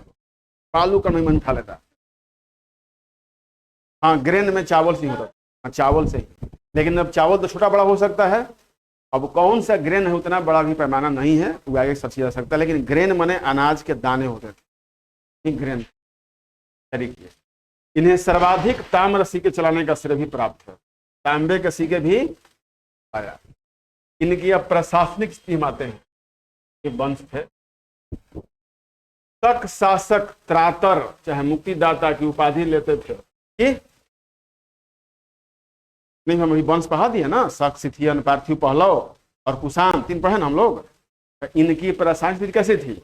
हम लोग फिर आते हैं पहले में। शक शासक त्रातार माने मुक्तिदाता की उपाधि लेते थे। कुषाण शासकों ने चीनी शासकों के अनुरूप देवपुत्र की वही पढ़ाया, देवपुत्र महाराधिराज उपाधि धारण करते थे। कुषाणों ने राज्य शासन में छत्र प्रणाली चलाई थी। क्या चलाई थी? छत्र प्रणाली। शकों एवं पार्थियनों ने 2 आनुवंशिक राजाओं के संयुक्त शासन की परिपाटी चलाई। माने 2 आनुवंशिक जो राजा होते थे उनका संयुक्त शासन दे दिया, ठीक ना। हाँ, कुषाणों ने प्रांतों में द्वैध शासन की प्रणाली प्रारंभ की। द्वैध शासन क्या होता है? एक केंद्र की और दूसरा राज्य की, जब वहां का सामंत हो जाएगा। भारत में द्वैध शासन है अभी, एक केंद्र की है, एक राज्य की है ना। एक तरह से द्वैध शासन है, लेकिन जब दोनों में लड़ाई होती शासन किसकी हो जाएगी? सेंट्रल की हो जाएगी। इसके लिए कौन अलग करता है? केंद्र सूची, राज्य सूची और समवर्ती सूची। केंद्र अपना कानून बनाएगा केंद्र सूची से, राज्य बनाएगा राज्य सूची से, और समवर्ती सूची में दोनों मिलकर बनाएंगे। जब विवाद होता कौन जीतेगा? केंद्र जीतेगा। माने समवर्ती सूची में जो कानून बनेंगे, इस पर जो विवाद होगा तो हकदार कौन होगा? जीत किसी होगी? केंद्र की है। अभी एक ऑर्डिनेंस लाया गया था केजरीवाल के विरुद्ध, याद है आप लोग को? करंट से मतलब कुछ नहीं रखते हम। अभी कुछ दिनों पहले दिल्ली में अफसरों के ट्रांसफर को लेकर के बहुत दिन से केजरीवाल लड़ाई लड़ रहे थे सुप्रीम कोर्ट में। सुप्रीम कोर्ट ने कह दिया कि अफसरों का जो ट्रांसफर है वो चुने हुए प्रतिनिधि माने मुख्यमंत्री का अधिकार है। लेकिन पहले से दिल्ली में चलता आ रहा है किसके द्वारा? उपराज्यपाल द्वारा। जो बात से जो कानून बनी थी उसमें ही माना गया कि दिल्ली का उपराज्यपाल ही अफसरों का ट्रांसफर करेगा। कानून पर चली आ रही थी, लेकिन ये बोले कि नहीं, उपराज्यपाल इससे अपनी मनमानी कर सकते हैं। केजरीवाल द्वारा जैसे ही इस चीज को जीता गया, इसका डायरेक्ट दुरुपयोग कर दिया गया। दुरुपयोग कर दिया गया कि मनीष सिसोदिया, सत्येंद्र जैन के जहां पर फाइल रखे थे जिन अधिकारियों के पास, पहले उनका ट्रांसफर कर दिया गया और रात्रि में 3 बजे उनके ऑफिस से उस फाइलों को चुराते हुए रिकॉर्ड कर लिया गया। मीडिया दिखा रहा है। अगले दिन सरकार ये सोचा कि तो जैसे ही इसको अधिकार मिला तो सारे भ्रष्टाचार को ही खत्म कर देगा, और अगले दिन ही ऑर्डिनेंस ला दिया लोकसभा में, और लोकसभा में पास हो ही जाएगा, बीजेपी का बहुमत है। लेकिन राज्यसभा में बीजेपी का बहुमत नहीं है। अब केजरीवाल घूम घूम करके सभी पार्टियों से कह रहा है कि आप हमें राज्यसभा में समर्थन दीजिए कि ऑर्डिनेंस पास न हो सके। बारी बारी से दोनों सदनों में जब ऑर्डिनेंस पास हो जाएगा तब राष्ट्रपति साइन कर दे तो अध्यादेश बन जाता है, लोकसभा पास हो जाएगा। तो ये ऐसा है कि दिल्ली में ट्रांसफर, ऑफिसरों के ट्रांसफर को लेकर के जो इनको अधिकार सुप्रीम कोर्ट दे दिया था, लेकिन इसका दुरुपयोग कर दिए। उसी क्षण से जैसे ही जीते अगले दिन ट्रांसफर शुरू कर दिया, और जैसे ही उसका अरे ट्रांसफर जब कर दिया किसी को तो वो किसी को कार्यभार सौंपेगा ना, तब तो सुरक्षा चाहिए ना। तो अगले दिन 10 बजे आएगा, उसके पहले रात में उसका फाइल चुरवाना शुरू कर दिया। उसका वीडियो है, यहाँ पे नवभारत टाइम्स दिखाया है कैसे फाइल चुरवा रहा है। देश में एक से एक चूतिए बन जा रहे हैं मुख्यमंत्री। बताइए, फाइल जब तुम सही है, घोटाला नहीं किया है, तो फाइल क्यों चुरवा रहा है, क्या जरूरत है? इसी को देखते हुए पुनः सरकार ने ऑर्डिनेंस ला दिया। सुप्रीम कोर्ट के फैसलों को कैसे बदला जाता है? ऑर्डिनेंस द्वारा। तो मान लो कि सुप्रीम कोर्ट फैसला दे दिया हमको कि आप बच्चों को अच्छा नहीं पढ़ा रहे थे तो इसलिए आपको जेल दिया जाएगा, ठीक है, सजा हो गई। लेकिन सरकार ऑर्डिनेंस ला देगी, नहीं टीचरों को भी जेल नहीं दिया जाएगा, तो बच्चों की कमी है कि ठीक से नहीं पढ़ते, तो सुप्रीम कोर्ट फैसला क्या हो जाएगा? उलट जाएगा। इसके पहले कांग्रेस ने शाहबानो में किया था ना, और केशवानंद भारती बनाम में किया था, कई जगहों पर किया गया है। तो बहुत आप लोग पॉलिटिकल साइंस में पढ़ना पड़ेगा आप लोग। आगे, यूनानियों ने सेनानी शासन, मतलब कि सेना की शासन, मिलिट्री गवर्नरशिप की परिपाटी चलाई थी। मतलब कि राजे तो थे ही, लेकिन सेना भी राजकाज में क्या होता था, बढ़ चढ़ के भाग लेता था। मिलिट्री शासन कहते हैं ना, कि आज राष्ट्रपति शासन लग गया। इसी मिलिट्री शासन को हम लोग क्या कह सकते हैं? राष्ट्रपति। सतवाहन शासकों ने ब्राह्मणों एवं बौद्ध भिक्षुओं को पहली शताब्दी ईस्वी पूर्व में, ब्राह्मणों और बौद्ध भिक्षुओं को पहली शताब्दी से पूर्व में कर मुक्त भूमि प्रदान करने की प्रथा चलाई थी। मैं आगे पढ़ा चुका पहले। सतवाहनों के समय का नान घाट अभिलेख भूमि दान का प्रथम अभिलेखीय प्रमाण है। नाना घाट, इन्होंने ही सबसे पहले ब्राह्मणों को और बौद्धों को क्या दिया था? दिया था। आर्थिक स्थिति, वाणिज्य और व्यापार, मानिए 3 का, तक सिथियन और कुषाण का। आर्थिक रूप से इस काल का उज्जवल पक्ष है। आर्थिक रूप से इस काल क्या है? उज्जवल पक्ष है। वाणिज्य व्यापार की प्रगति, माने इस काल में वाणिज्य और व्यापार की प्रगति क्या हुई थी? काफी तेजी से हुई थी। इस काल में वाणिज्य और व्यापार की उन्नति का मुख्य कारण नगरीय एवं ग्रामीण क्षेत्रों में नए वर्गों का उदय, रोम, चीनी एवं दक्षिणी पूर्वी एशिया के साथ व्यापारिक संबंध और मानसून की खोज, हवाएं आने जाने के लिए, ये सब व्यापारिक संबंधों क्या किया था? मतलब कि भारत में कब अरब सागर से हवा भारत की चलती है तो उस समय उधर सामान इधर आएगा, और जब उलट जाएगा तो ना उधर से क्या जाएगा? क्योंकि हम लोग जहाजों में पाल लगा देते थे, और पाल लगाने से क्या होगा? जब चदर पर हवा मारेगी तो बिना खेवे हुए नाव क्या होगा? आगे बढ़ेगा। उन्होंने खोजा था इसका। कुषाणों ने चीन से ईरान तथा पश्चिम एशिया तक जाने वाले रेशम मार्ग पर नियंत्रण रखा था। ध्यान रखिए, चीन के मार्ग बार बार सुनते हैं ना, चीन से ईरान तक, वर्तमान जहां चाइना है ना, तो चाइना से लेके ईरान तक, भारत के उत्तरी भाग होते हुए ईरान तक जो व्यापार मार्ग था उसको क्या बोलते थे?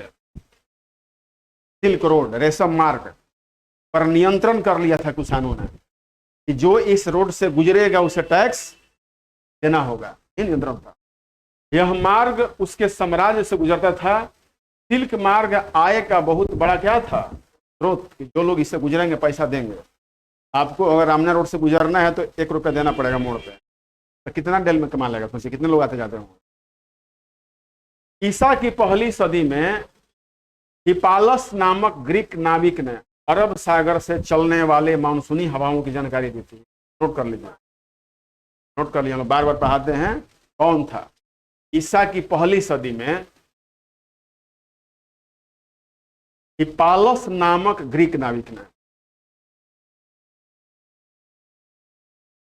ईसा की पहली सदी में हिप्पालस नामक ग्रीक नाविक ने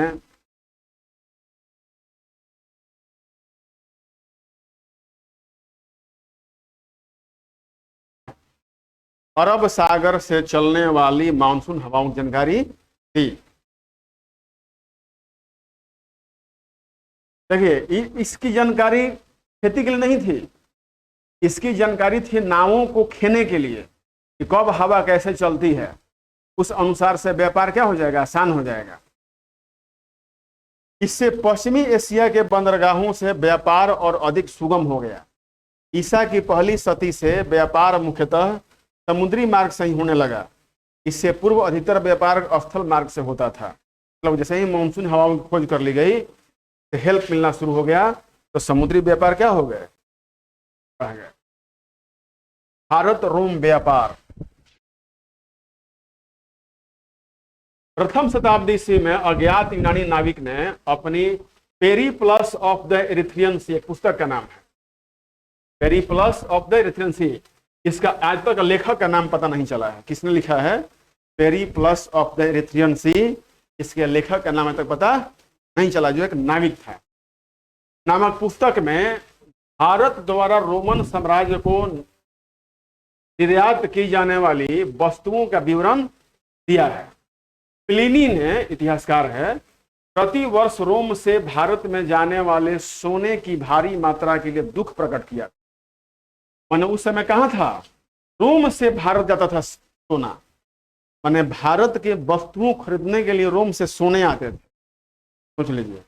और बाद में क्या हो गया, भारत का सोना अंग्रेज लूट के चले गए।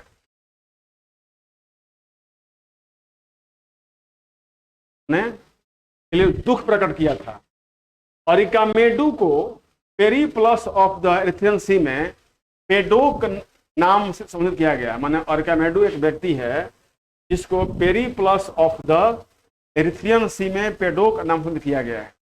अरिकामेडू जगह बंदरगाह का नाम है जी, अरिकामेडू बंदरगाह है।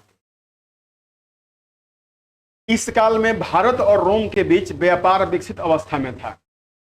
व्यापार संतुलन भारत के पक्ष में था।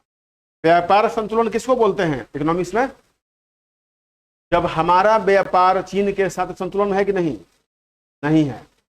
जब कोई निर्यात आयात से ज्यादा करता है तो क्या कहलाएगा, व्यापार संतुलन। हमारा व्यापार संतुलन बांग्लादेश के साथ है, पाकिस्तान के साथ है, लेकिन चीन के साथ क्या है, हम असंतुलन में है। क्योंकि चीन से हम क्या करते हैं, इंपोर्ट ज्यादा करते हैं, एक्सपोर्ट कम करते हैं।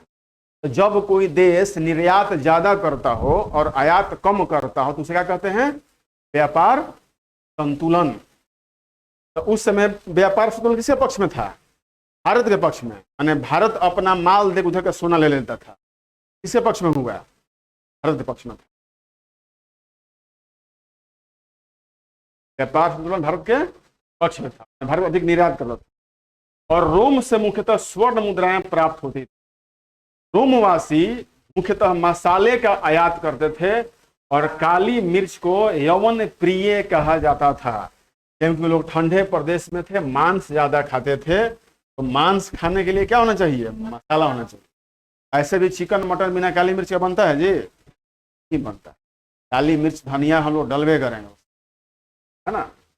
धनिया खाने से भी क्या होता है पता है ना, थायराइड पर नियंत्रण।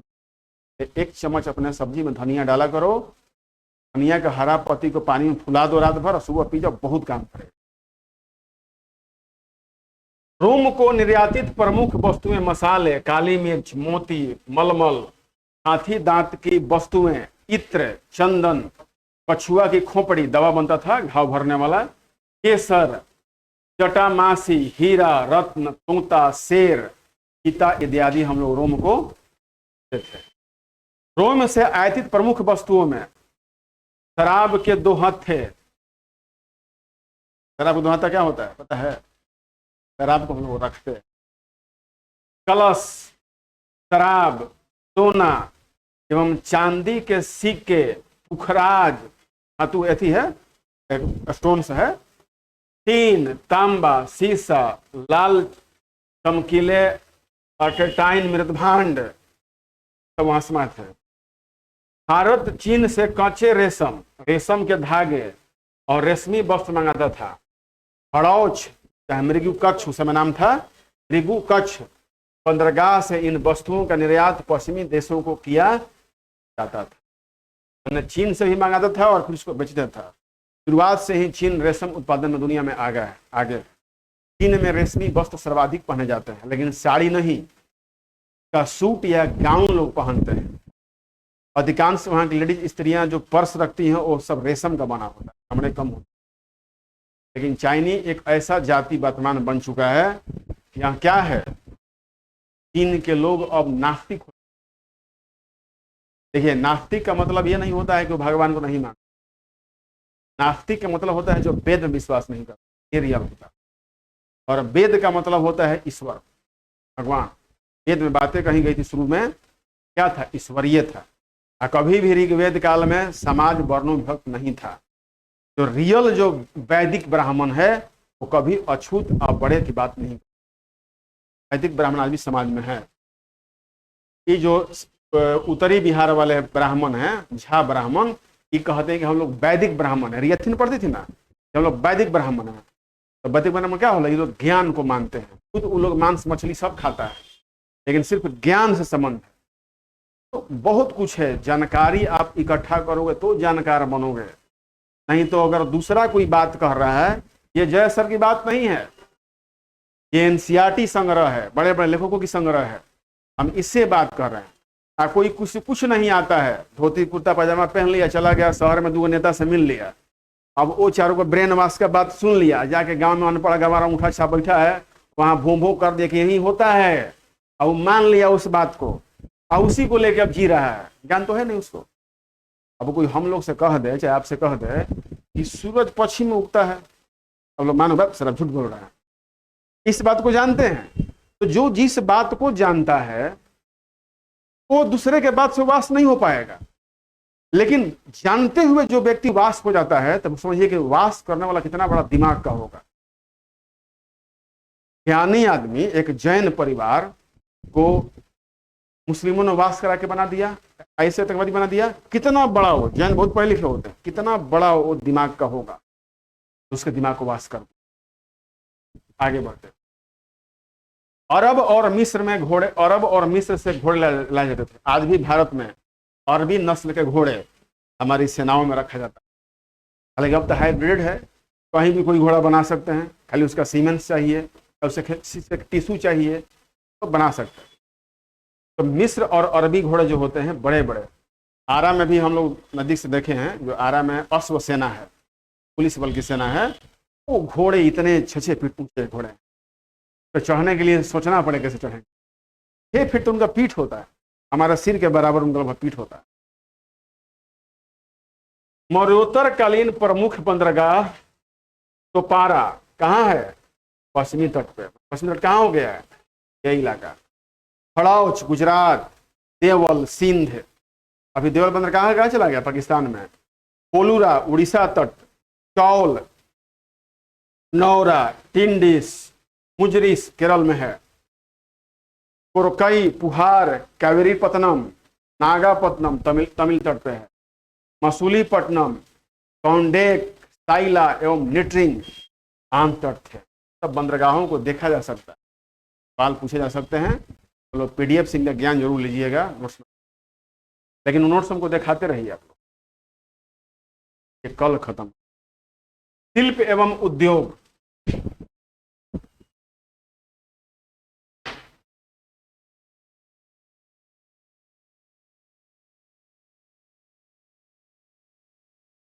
पता हम लोग क्या कर रहे हैं,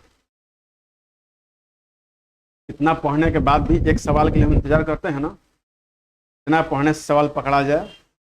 ऐसे ही अफ्रीका में बड़े बड़े क्षेत्र में मिट्टी को चाल के धोया जाता है, उसमें कुछ सोने के कण मिल जाए। ऐसे ही आप लोग सोने के कण को चाल रहे हैं कि कहीं से कुछ तो मिल जाए, और ऐसे ही चालने के बाद, सोना इकट्ठा करने के बाद आदमी धनवान होता है। और विद्यार्थी ऑफिसर बन गए। जो मिट्टी को नहीं धोएगा, सोना को नहीं छानेगा, फिर कैसे बने? विद्यार्थी एक एक क्वेश्चन को नहीं छानेगा, कहां से अफसर बने? कोई शॉर्टकट नहीं है, कोई शॉर्टकट नहीं है, डिटेल कट है ना। अभी मैं आप लोगों को शॉर्टकट लेके क्या चल रहा हूं जान। 3 चीज करंट और हम लोग डेवलप कर देंगे। हिस्ट्री पढ़ा रहे हैं, कल से साइंस को शुरू कर देंगे। 30 क्वेश्चन साइंस से, 30 क्वेश्चन इतिहास से, 30 क्वेश्चन करंट का, 90 हो गया। आप लोग अगर 10-10 भी मिस हैं, कम से कम 60 तो हो गया ना। और आपको जुटाने हैं 30 नंबर, 5 नंबर गोल्स जुटा लीजिए, 5-10 नंबर आर्ट्स जुटा लीजिए। असली जो रिजल्ट पूरा डिटेल नहीं कि हम आपको 4 महीने में कैसे पढ़ाएंगे, पूरा जून जुलाई अगस्त 4 महीने है ना। इसमें हम लोग का एनसीएंट इधर खत्म हो जाएगा 2-4 दिन में, 5 दिन में। तो मेडाइवल मॉडर्न ढंग से, साइंस ढंग से सारा हम आपको याद करा देंगे क्लास में, एक एक सब याद करा देंगे, क्वेश्चन बनवा देंगे। तब कहीं जाकर रिजल्ट होता है। लेकिन क्लास में पढ़ाया जाए, उसके बाद घर जाके फिर चोखा भात में भुला जाइए, अब तो कहानी गड़बड़।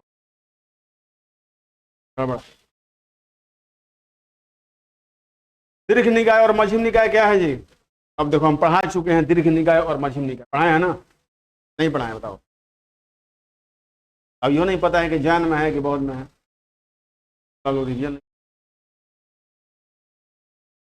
है ना।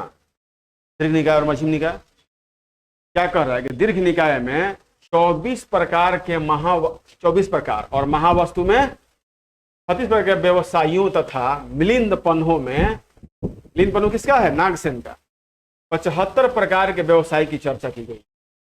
दीर्घ निकाय में चाहे दीर्घ निकाय में 24 प्रकार, महावस्तु में 36 प्रकार और मिलिंद पन्हों में 75 प्रकार के व्यवसाय की चर्चा है।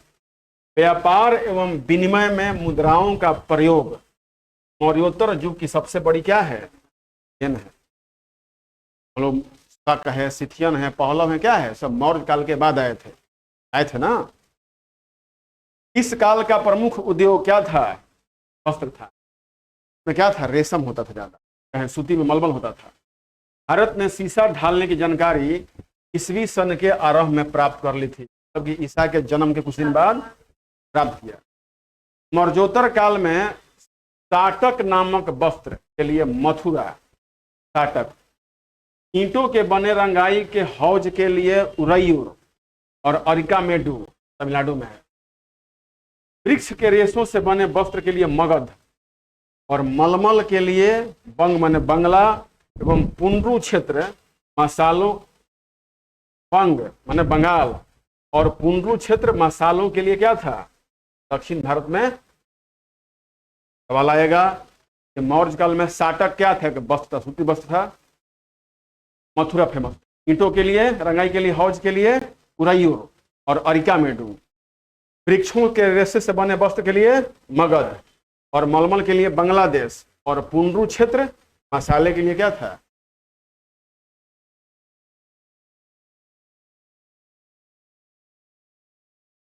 व्यापारिक प्रगति के कारण शिल्पकारों ने शिल्प श्रेणियों को संगठित किया। श्रेणियों के पास अपना सैन्य बल होता था।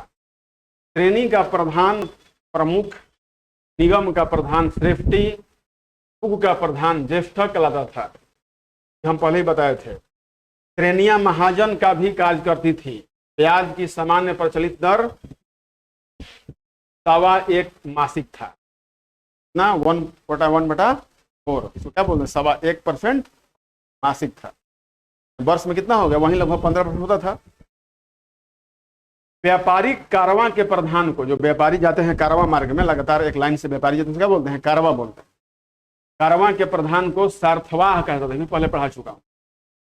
क्रेता और विक्रेता के मध्य सौदेबाजी पणितव्य कहलाता था, माना जो बिचौलिया होता था व्यापार कराने वाला, कौन था? पणितव्य। प्रस्थ, आढ़क, द्रोण और खारी बढ़ते हुए क्रम में इस काल के वाट थे। सबसे छोटा कौन था? प्रस्थ, उसके बाद आढ़क, द्रोण, खारी, बढ़ते क्रम में सब बाट थे, माना बटखारा थे। अब आते हैं सिक्के पे। हिंद यवन शासकों ने वही सबसे पहले क्या चलाया? सोने के सिक्के, कितने? 124 ग्राम के। उनके सिक्कों पर द्विभाषिक लेख होते थे, एक तरफ यूनानी भाषा लिपि में तथा दूसरी तरफ प्राकृत भाषा और खरोष्टी लिपि में। उन्होंने सोने, तांबे एवं चांदी के सिक्के चलाया। सोने के सिक्के का वजन कहीं 3300 ग्राम था, सबसे बड़ा कितना था? 33 ग्राम का था, होता था। कुषाणों ने सबसे पहले शुद्ध स्वर्ण के सिक्के चलाए, कितना? 24 ग्राम के। सातवाहनों ने शीशे के अतिरिक्त चांदी, माने शीशा के भी चलाया था सिक्का, शीशा, चांदी, तांबा, प्रोटीन आदि के सिक्के भी चलवाए थे, तो इसके साम्राज्य के लिए घातक सिद्ध हुआ, क्योंकि शीशा कोई ढाल लेता था।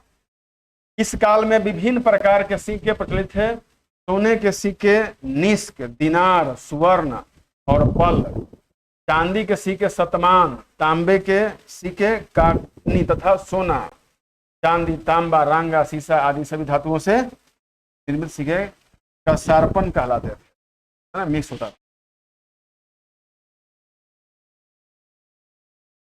समाज स्थिति, मरणोत्तर काल में परंपरागत 4 वर्णों ब्राह्मण, क्षत्रिय, वैश्य और शूद्र मौजूद थे, किंतु शिल्प और वाणिज्य में उन्नति का फायदा शूद्रों को मिला था। उस समय में जो शूद्र थे उन्हें शिल्पकारी में और व्यापार में उनको फायदा मिलता था। इस काल में बड़ी संख्या में जनजातीय तत्वों तथा विदेशी तत्वों का आत्मसातीकरण किया गया। यूनानी, शक, पार्थियन और कुषाण सभी भारत में अपनी अपनी पहचान अंततः खो बैठे।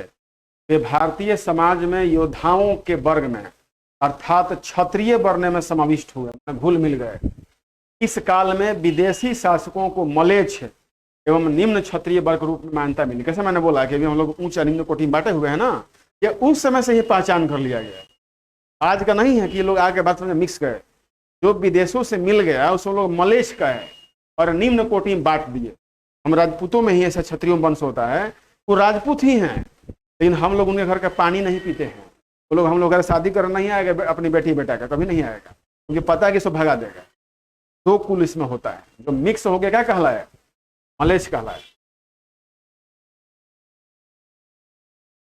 धार्मिक स्थिति, भक्ति का विकास इस काल के धर्म की प्रमुख विशेषता है। मैं थोड़ा ज्यादा बोल दिया, मतलब पहले के हम लोग के दादा उदा जो थे वो अगर ढेकहा भूतहा आ जाए ना तो हम तो आज जाके इस्लामों में शादी कर सकते थे, क्या दिक्कत? तो लड़की नहीं मिली इस्लाम में। सुनते हैं कि मुस्लिम लड़कियां बड़ी सुंदर सुंदर होती है। इसके पीछे कारण होता है कि जो रियल में इस्लाम है वो कहाँ से आया है? सऊदी अरबिया का है। वहाँ के लोग को देखो। अच्छा, आपसे कोई सवाल पूछे कि दुनिया में सबसे अधिक सुंदर लोग कहाँ के होते हैं? चेचन्या के। दुनिया में सबसे सुंदर स्त्री और पुरुष दोनों चेचन्या के होते हैं। ऐश्वर्या राय की जो नीली आंखें हुई है ना, वहां लगभग सबकी नीली आंखें होती, सब गोरे, नाक नक्श पतले लंबे, एकदम लय, उसका जो वर्ण है लय एकदम बिल्कुल सुनहरा जैसा वर्ण है, हल्का सा गुलाबी लिए होते हैं। दुनिया में सबसे अधिक सुंदर लोग चेचन्या के होते हैं। लेकिन पता है हम लोग के बच्चे जन्म लेके क्या खेलते हैं? लकड़ी के चटोरा चटते हैं ना, जन्म से ही उनको चाकू से खिलाया जाता है, तलवार से खिलाया जाता है। सबसे अधिक दुनिया में कोई अगर खतरनाक जाति चेचन्या के लोग हैं। और चेचन्या वाले रूस पर किसी देश है और रूस को कई जगहों पर हरा दिया। बचपन से ही उनका युद्ध और वीरता खाया जाता है। वर्तमान समय चेचन्या वाले इस्लाम धर्म को पढ़िएगा नेट गूगल। तो दुनिया में सबसे सुंदर लोग माने जाते हैं। तो ये माना कि जो भारत में अरबी महिलाएं आती हैं तो इनका नाक नक्श का साइड जैसा होता है, लेकिन यहाँ के तो इस्लाम को देखो तो मन करता है औकात है, दिखते हैं। कोई कोई हो गया सुंदर, अलग बात है। खान पान से नाक मोटा पतला थोड़े होता है। खान देखो, इतने गरीब देखो है ना, समाज क्या हो। और तुम बता दो इतिहास का, गरीब देखोगे सुंदरता कम हो जाएगी। कोई कोई मिल जाएगा, मिक्स समाज है तो सुंदरता कम हो जाएगी। अमीर में जाओगे तो धीरे धीरे उसमें सुंदरता कई पीढ़ी पर बदल जाएगी। गरीबी में सुंदरता नहीं आती। अब वही तूने बात कहा कि खान पान रहा, अब जो एसी में रहेगा, धूप नहीं, तो शरीर चमड़ा कैसा होगा? उजला होगा। ठंडे प्रदेश में रहने वाले लोग गोरे होते हैं और केरला में रहने वाले काले होते हैं। तो खान पान भी होता है, अंदर हमेशा मीट का ही अगर गर्मी पेट में रहेगा तो शरीर कैसा होगा? काला होगा, उनका दिमाग खराब रहेगा। शरीर में वीर्य की अधिक शक्ति बढ़ेगी, दूसरों को बलात्कार करेंगे, रेप करेंगे, 5 बीवी रखेंगे, करें। जो चावल खाए, जो दाल खाए, पौष्टिक भोजन करे, उसके लिए एक पत्नी काफी है। इस्लाम धर्म में कल्चर काहे ये गंदगी बढ़ी? मांस खाएगा, शरीर में दुर्गंध बढ़ता जाता है उससे। तो होता है ना कि जैसा भोजन वैसा मन। तो सात्विक भोजन क्यों लोग कहते हैं? हमारे यहाँ सात्विकता की बात की जाती है, मलेच्छों की बात नहीं की जाती। तो जहाँ सात्विकता आएगी तो वहाँ ही कहा गया है। हमारे हिंदू धर्म उपवास की बात कही गई है। ये लोग कहते हैं कि हम 1 महीना उपवास करते हैं। उपवास करता है लोग, सुबह फेंसेगा, तिहरी उसको बोलते, तो तक खाएगा और पानी पी लेगा, और शाम को 5 बजे के फिर भकोस लेगा, रात भर खाते रहे।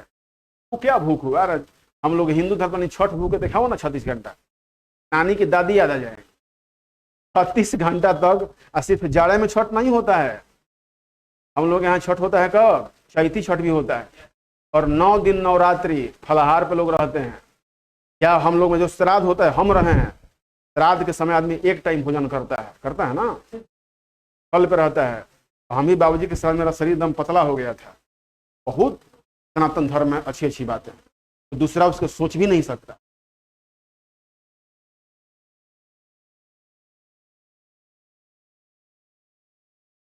देखिए, धार्मिक स्थिति क्या थी कि भक्ति का विकास इस काल के धर्म की प्रमुख विशेषता है। बाद में भक्ति के साथ अवतारवाद की क्या कहेंगे परिकल्पना, माने मरणोत्तर काल बाद क्या हो गया? भक्ति और अवतारवाद जुड़ गए। अवतारवाद के साथ मूर्ति पूजा की संकल्पना भी जुड़ गई। जब कोई अवतार लेगा तो उसकी मूर्ति बनाई जाएगी ना। देखिए, हम थोड़ा मूर्ति के बारे में बताते हैं। जो लोग विरोध करते हैं, अभी जो लोग सबसे ज्यादा मूर्ति पूजा का विरोध करता है, चाहे मूर्ति का विरोध करता है, वो भी अगर मोबाइल रखा होगा तो अपने माँ बाप बेटा बेटी का फोटो खींच के रखा होगा। क्यों? उसके चेहरा को बार बार याद कर सकते। और हम लोग किसकी चेहरा याद करते थे? अपने इष्टों की। वो कल्पना हो चाहे जो भी हो। तो हम लोगों ने कल्पना किया कि विष्णु जो हैं शक्ति के मालिक हैं, लक्ष्मी धन की देवता के पास सोना रखेंगे, वैसे मूर्ति बनाया कि ऐसी होती हैं, और उनकी हम लोग कल्पना करके पूजा किए। तो मूर्ति पूजा के विरोधी फोटो के विरोधी हो सकते हैं, और मोबाइल में फोटो भी नहीं खींचना चाहिए। तो ऐसी मूर्ति बना के किसी को याद करना हो। सोचिए कि जब पहले कैमरा नहीं था तो उस समय राजाओं के चित्र नहीं बनते थे, पेंटर चित्र बनाते थे। चित्रकारी जब डेवलप नहीं थी तो लोग गीली मिट्टी को उठा के ऐसे बनाना शुरू कर दिए कि हमारा पिताजी चाहे दादाजी ऐसे थे, पाशुपत ऐसे, शंकर जी ऐसा हुआ करते थे, बनाना शुरू कर। अब शंकर और शक्ति की पूजा को न जाने क्या क्या लोग मनगढ़ंत बताते रहता है, ये है वो है।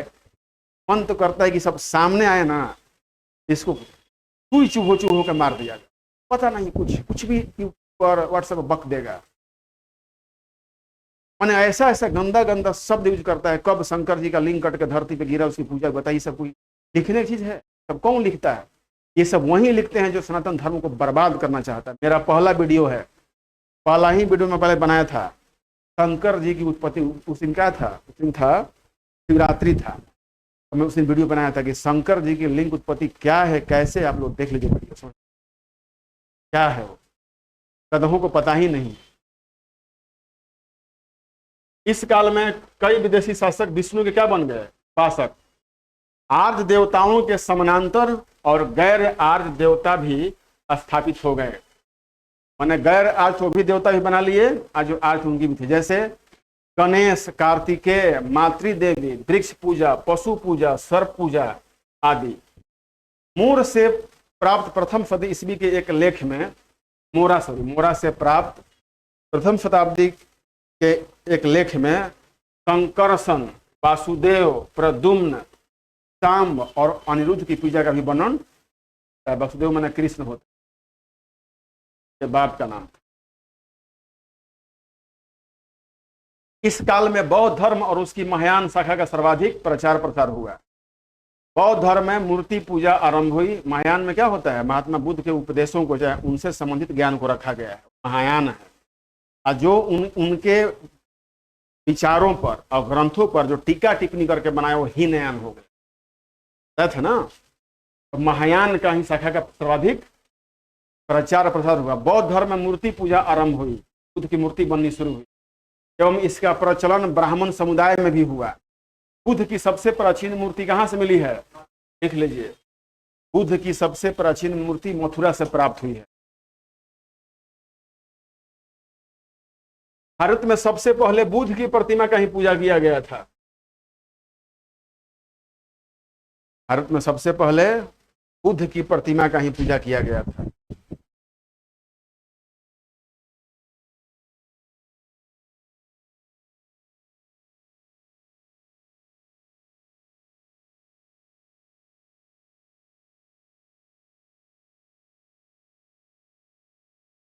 ठीक है,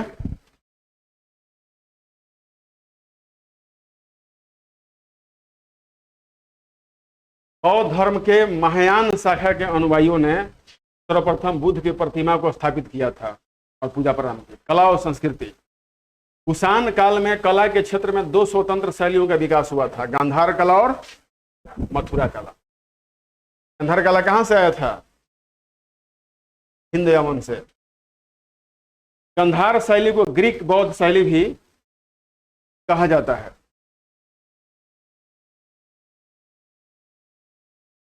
गांधार शैली को ग्रीक बौद्ध शैली भी, आशीष जगह है क्या। गांधार शैली में बुद्ध की प्रतिमाएं यूनान और रोम की मिश्रित शैली में बनाई गई हैं। मथुरा शैली मूलतः देसी कला थी, इसमें बुद्ध की विलक्षण प्रतिमाएं बनी, परंतु इस जगह की ख्याति कनिष्क की सिरविहीन खड़ी मूर्ति को लेकर के है। कनिष्क की जो मूर्ति थी उसमें सिर नहीं था। यहाँ महावीर की भी कई प्रस्तुत मूर्तियां बनाई गई हैं। आंध्र प्रदेश में नागार्जुन कोंडा और अमरावती बौद्ध कला के महान केंद्र हैं, जहां बुद्ध के जीवन की कथाएं अनगिनत पट्टों पर चित्रित की गई हैं। इसमें प्रमुख रूप से सफेद पत्थर के प्रयोग पर किया गया है।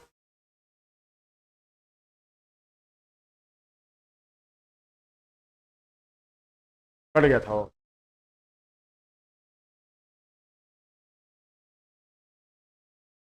देखिए, गांधार कला और मथुरा कला में अंतर देख लीजिए। गांधार कला गहरे नीले एवं काले पत्थर का प्रयोग होता था। किसका, गांधार कला में गहरा नीला और काला, जबकि मथुरा में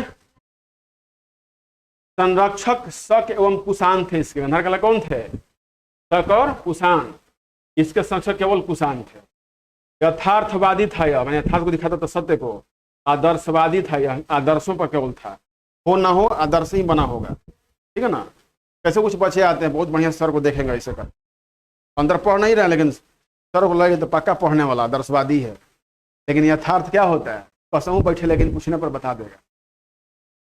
मुख्यतः बुद्ध की मूर्तियां गांधार शैली में, और इसमें मथुरा में बौद्ध जैन ब्राह्मण धर्म संबंधित सब था। सांची के महास्तूप का निर्माण मौर्य काल में हुआ था। शुंग काल में उसे पाषाण पट्टिकाओं से जोड़ा गया, माना पाषाण के पत्थर में। वेदिका भी पत्थर की ही बनाई गई, जिससे इसका आकार पहले से दोगुना हो गया। सतवाहन काल में वेदिका के चारों दिशाओं में 4 तोरण लगा दिए गए, 4 वैसे से पट्टी खड़ा कर दिया गया। इस काल में विदेशी शासकों ने संस्कृत साहित्य का संरक्षण एवं संपोषण किया। अश्वघोष ने क्या लिखा था, बुद्ध चरित्र।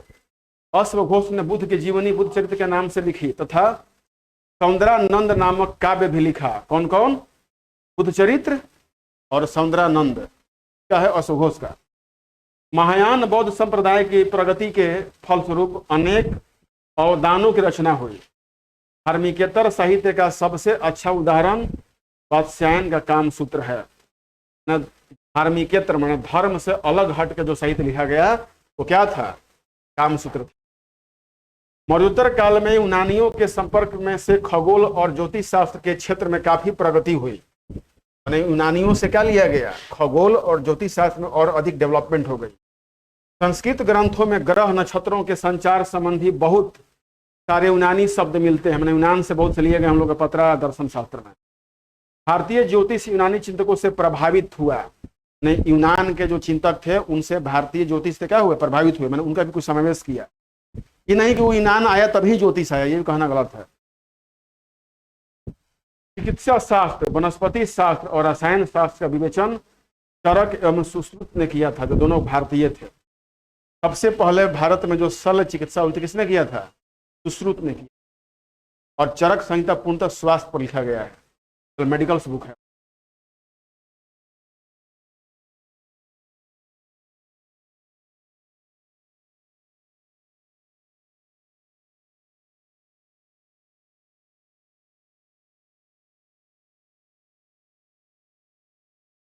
प्रैक्टिस करवा देना,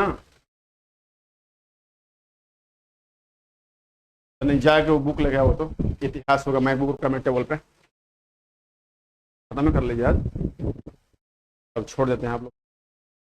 कल से आप लोग दोनों आओगे ना, उन लोग एग्जाम नहीं देना है ना है, आप लोग 2 बजे आओ, 2 बजे हम कर देंगे साइंस, ठीक है ना, साइंस लेके चलेंगे।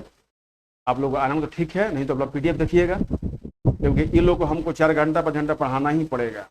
बस 5 घंटा घरे पढ़ दो, यहाँ पढ़ो, ज़्यादा जरूरत नहीं पढ़ने की। नहीं नहीं, पतला बुक था इतिहास का, मैं एक बुक लिखा होगा उस पर यहाँ का, दर्शन से बोलो ना।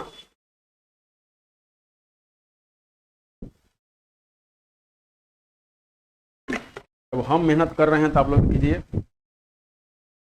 रिजल्ट एक बार आप लोग प्रीम से आ जाएगा, बढ़िया से मेंस लिखिए तब पहली बार रिजल्ट हो सकता है।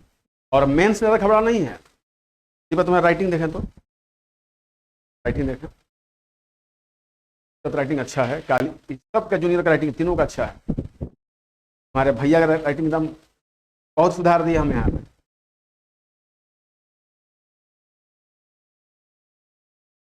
आपका देखें,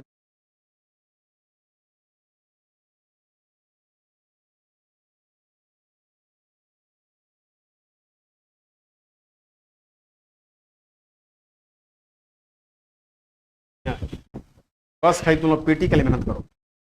मेंस बिल्कुल होता है सिलेक्टेड, ढंग से तैयारी हो तो फर्स्ट बार में आप लोग रिजल्ट दे सकते।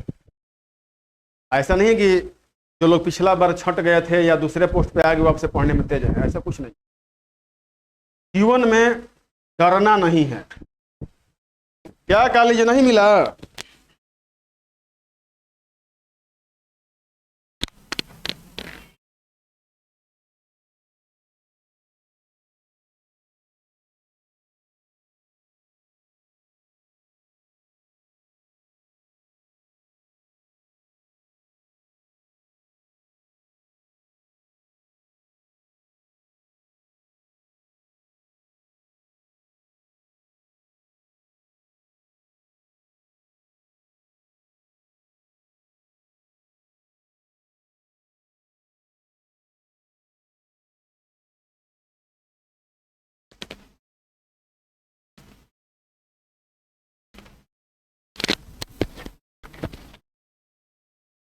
क्या है पहला प्रश्न?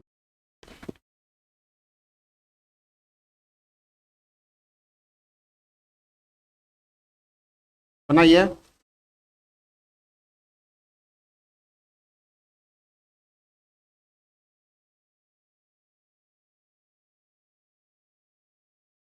भारतीय कला और एवं पुरातत्विक इतिहास संदर्भ में निम्नलिखित में से किस एक का सबसे पहले निर्माण किया गया था?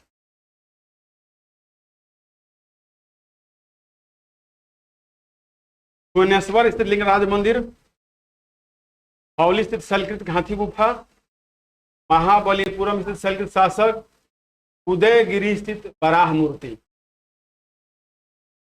क्या उत्तर होगा?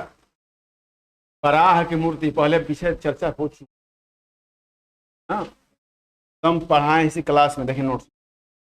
सेल्यूकस, जिनको अलेक्जेंडर द्वारा सिंध एवं अफगानिस्तान का शासक नियुक्त किया गया था, वो किस भारतीय राजा ने हराया था?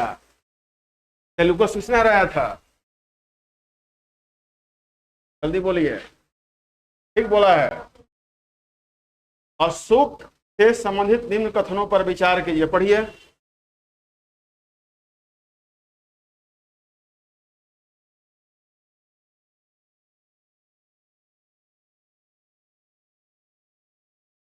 क्या?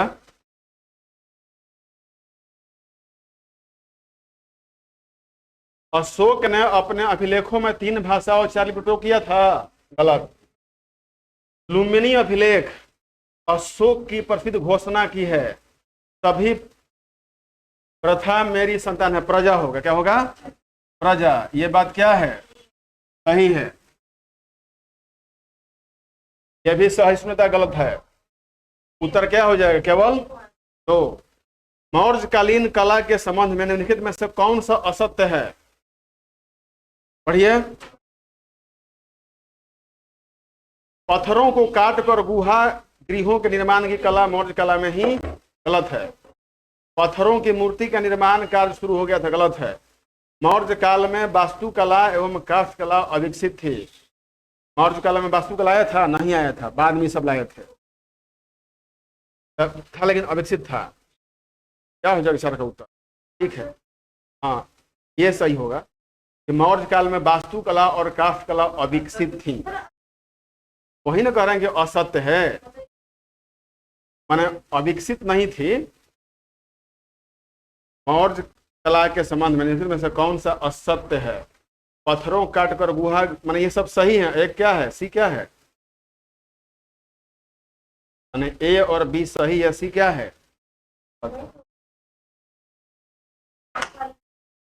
ब्राह्मी लिपि का प्रथम उद्वाचन किस पर उत्कीर्ण किया गया था?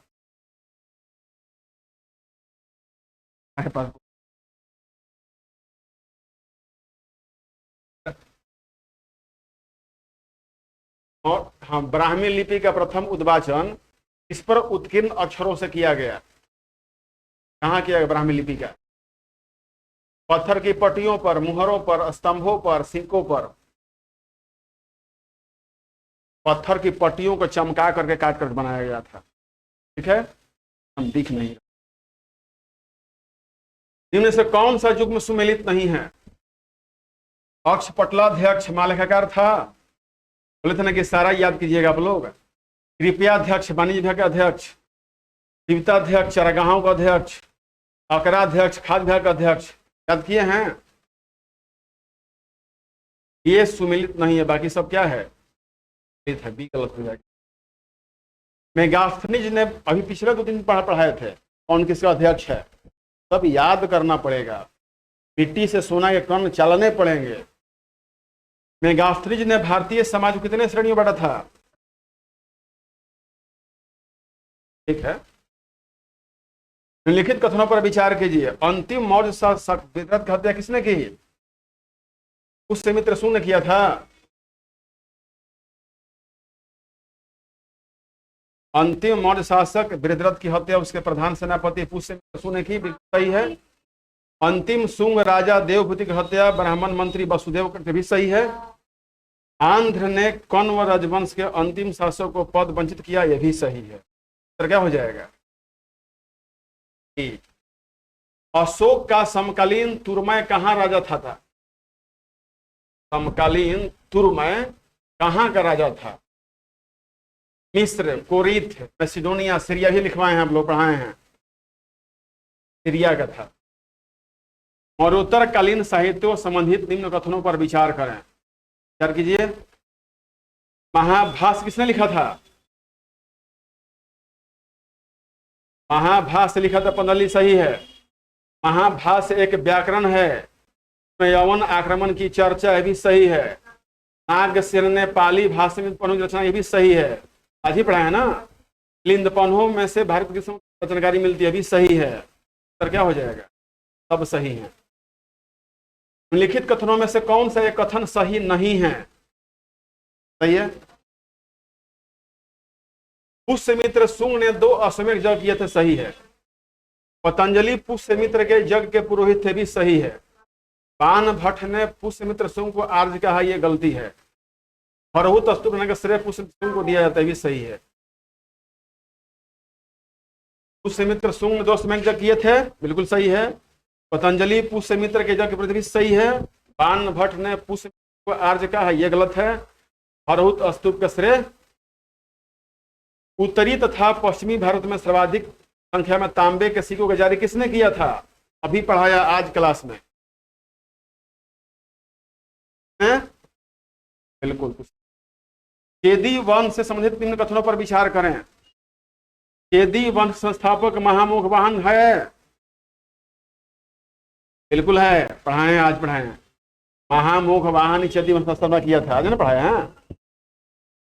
केदी शासक खरवेल मगध के शासक बृहस्पति मित्र के विरुद्ध अभियान कर जयंत शीतलनाथ की मूर्ति को मत, ये भी आज ही पढ़ाई भी सही है। और अभिलेखों में खारवेल को राजर्षि कहा गया, ये भी सही है। तो क्या हो जाएगा? सब पढ़िएगा तो इतने क्वेश्चन छना जाए। और है, प्राचीन काल के भारत पर आक्रमणों के संबंध में निम्नलिखित में से कौन सा एक सही कालानुक्रम है? कौन भारत में सबसे पहले है, बताओ? है यूनानी सब कुषाण ना? सही है, बिल्कुल सही। पढ़ोगे तो बन रहा है ना, सब बनेगा, सब लिखना चाहिए। निम्नलिखित कथनों पर विचार कीजिए। IAS 2006 का सवाल है, भी 6 का सवाल है। दक्षिण भारत के इक्ष्वाकु शासक बौद्ध मत के विरोधात्मक थे। बोलिए। दक्षिण भारत के इक्ष्वाकु शासक बौद्ध मत को नहीं, वो शैव थे। पूर्वी भारत के पाल शासक बौद्ध समर्थक थे। बिल्कुल सही हो जाए, केवल दूसरा। पाल शासक बौद्ध को ही मानते थे। पाली भाषा में उनका क्या हो जाता था, होता था। क्या गया है? सतवाहन वंश के संबंध में निम्न कथनों पर विचार कीजिए और असत्य कथन को चुनिए। कौन सा इसमें गलती है? सतवाहन वंश के दूसरी शताब्दी से पूर्व पुना से तटीय आंध्र प्रदेश तक राज किया। सही है। सतवाहनों द्वारा जारी किए गए सिक्के 2 भाषाओं में थे। बिल्कुल सही है। सतवाहन शासकों ने बौद्ध धर्म को गलत ब्राह्मण धर्म से दिया था, है ना? सतवाहन ब्राह्मण थे ना। सतकर्णी प्रथम सतवाहन शासक था जिसने सिक्कों पर राजाओं के सिर की अंकित करने। बिल्कुल सही है। तो खाली इसका सतवाहन शासक क्या थे? ब्राह्मण धर्म को मानते थे। बन रहा है सवाल ना, सारा पढ़ा हुआ से बन रहा है। आप लोग बढ़िया से पढ़ें, बनता जाएगा। और क्वेश्चन क्या है?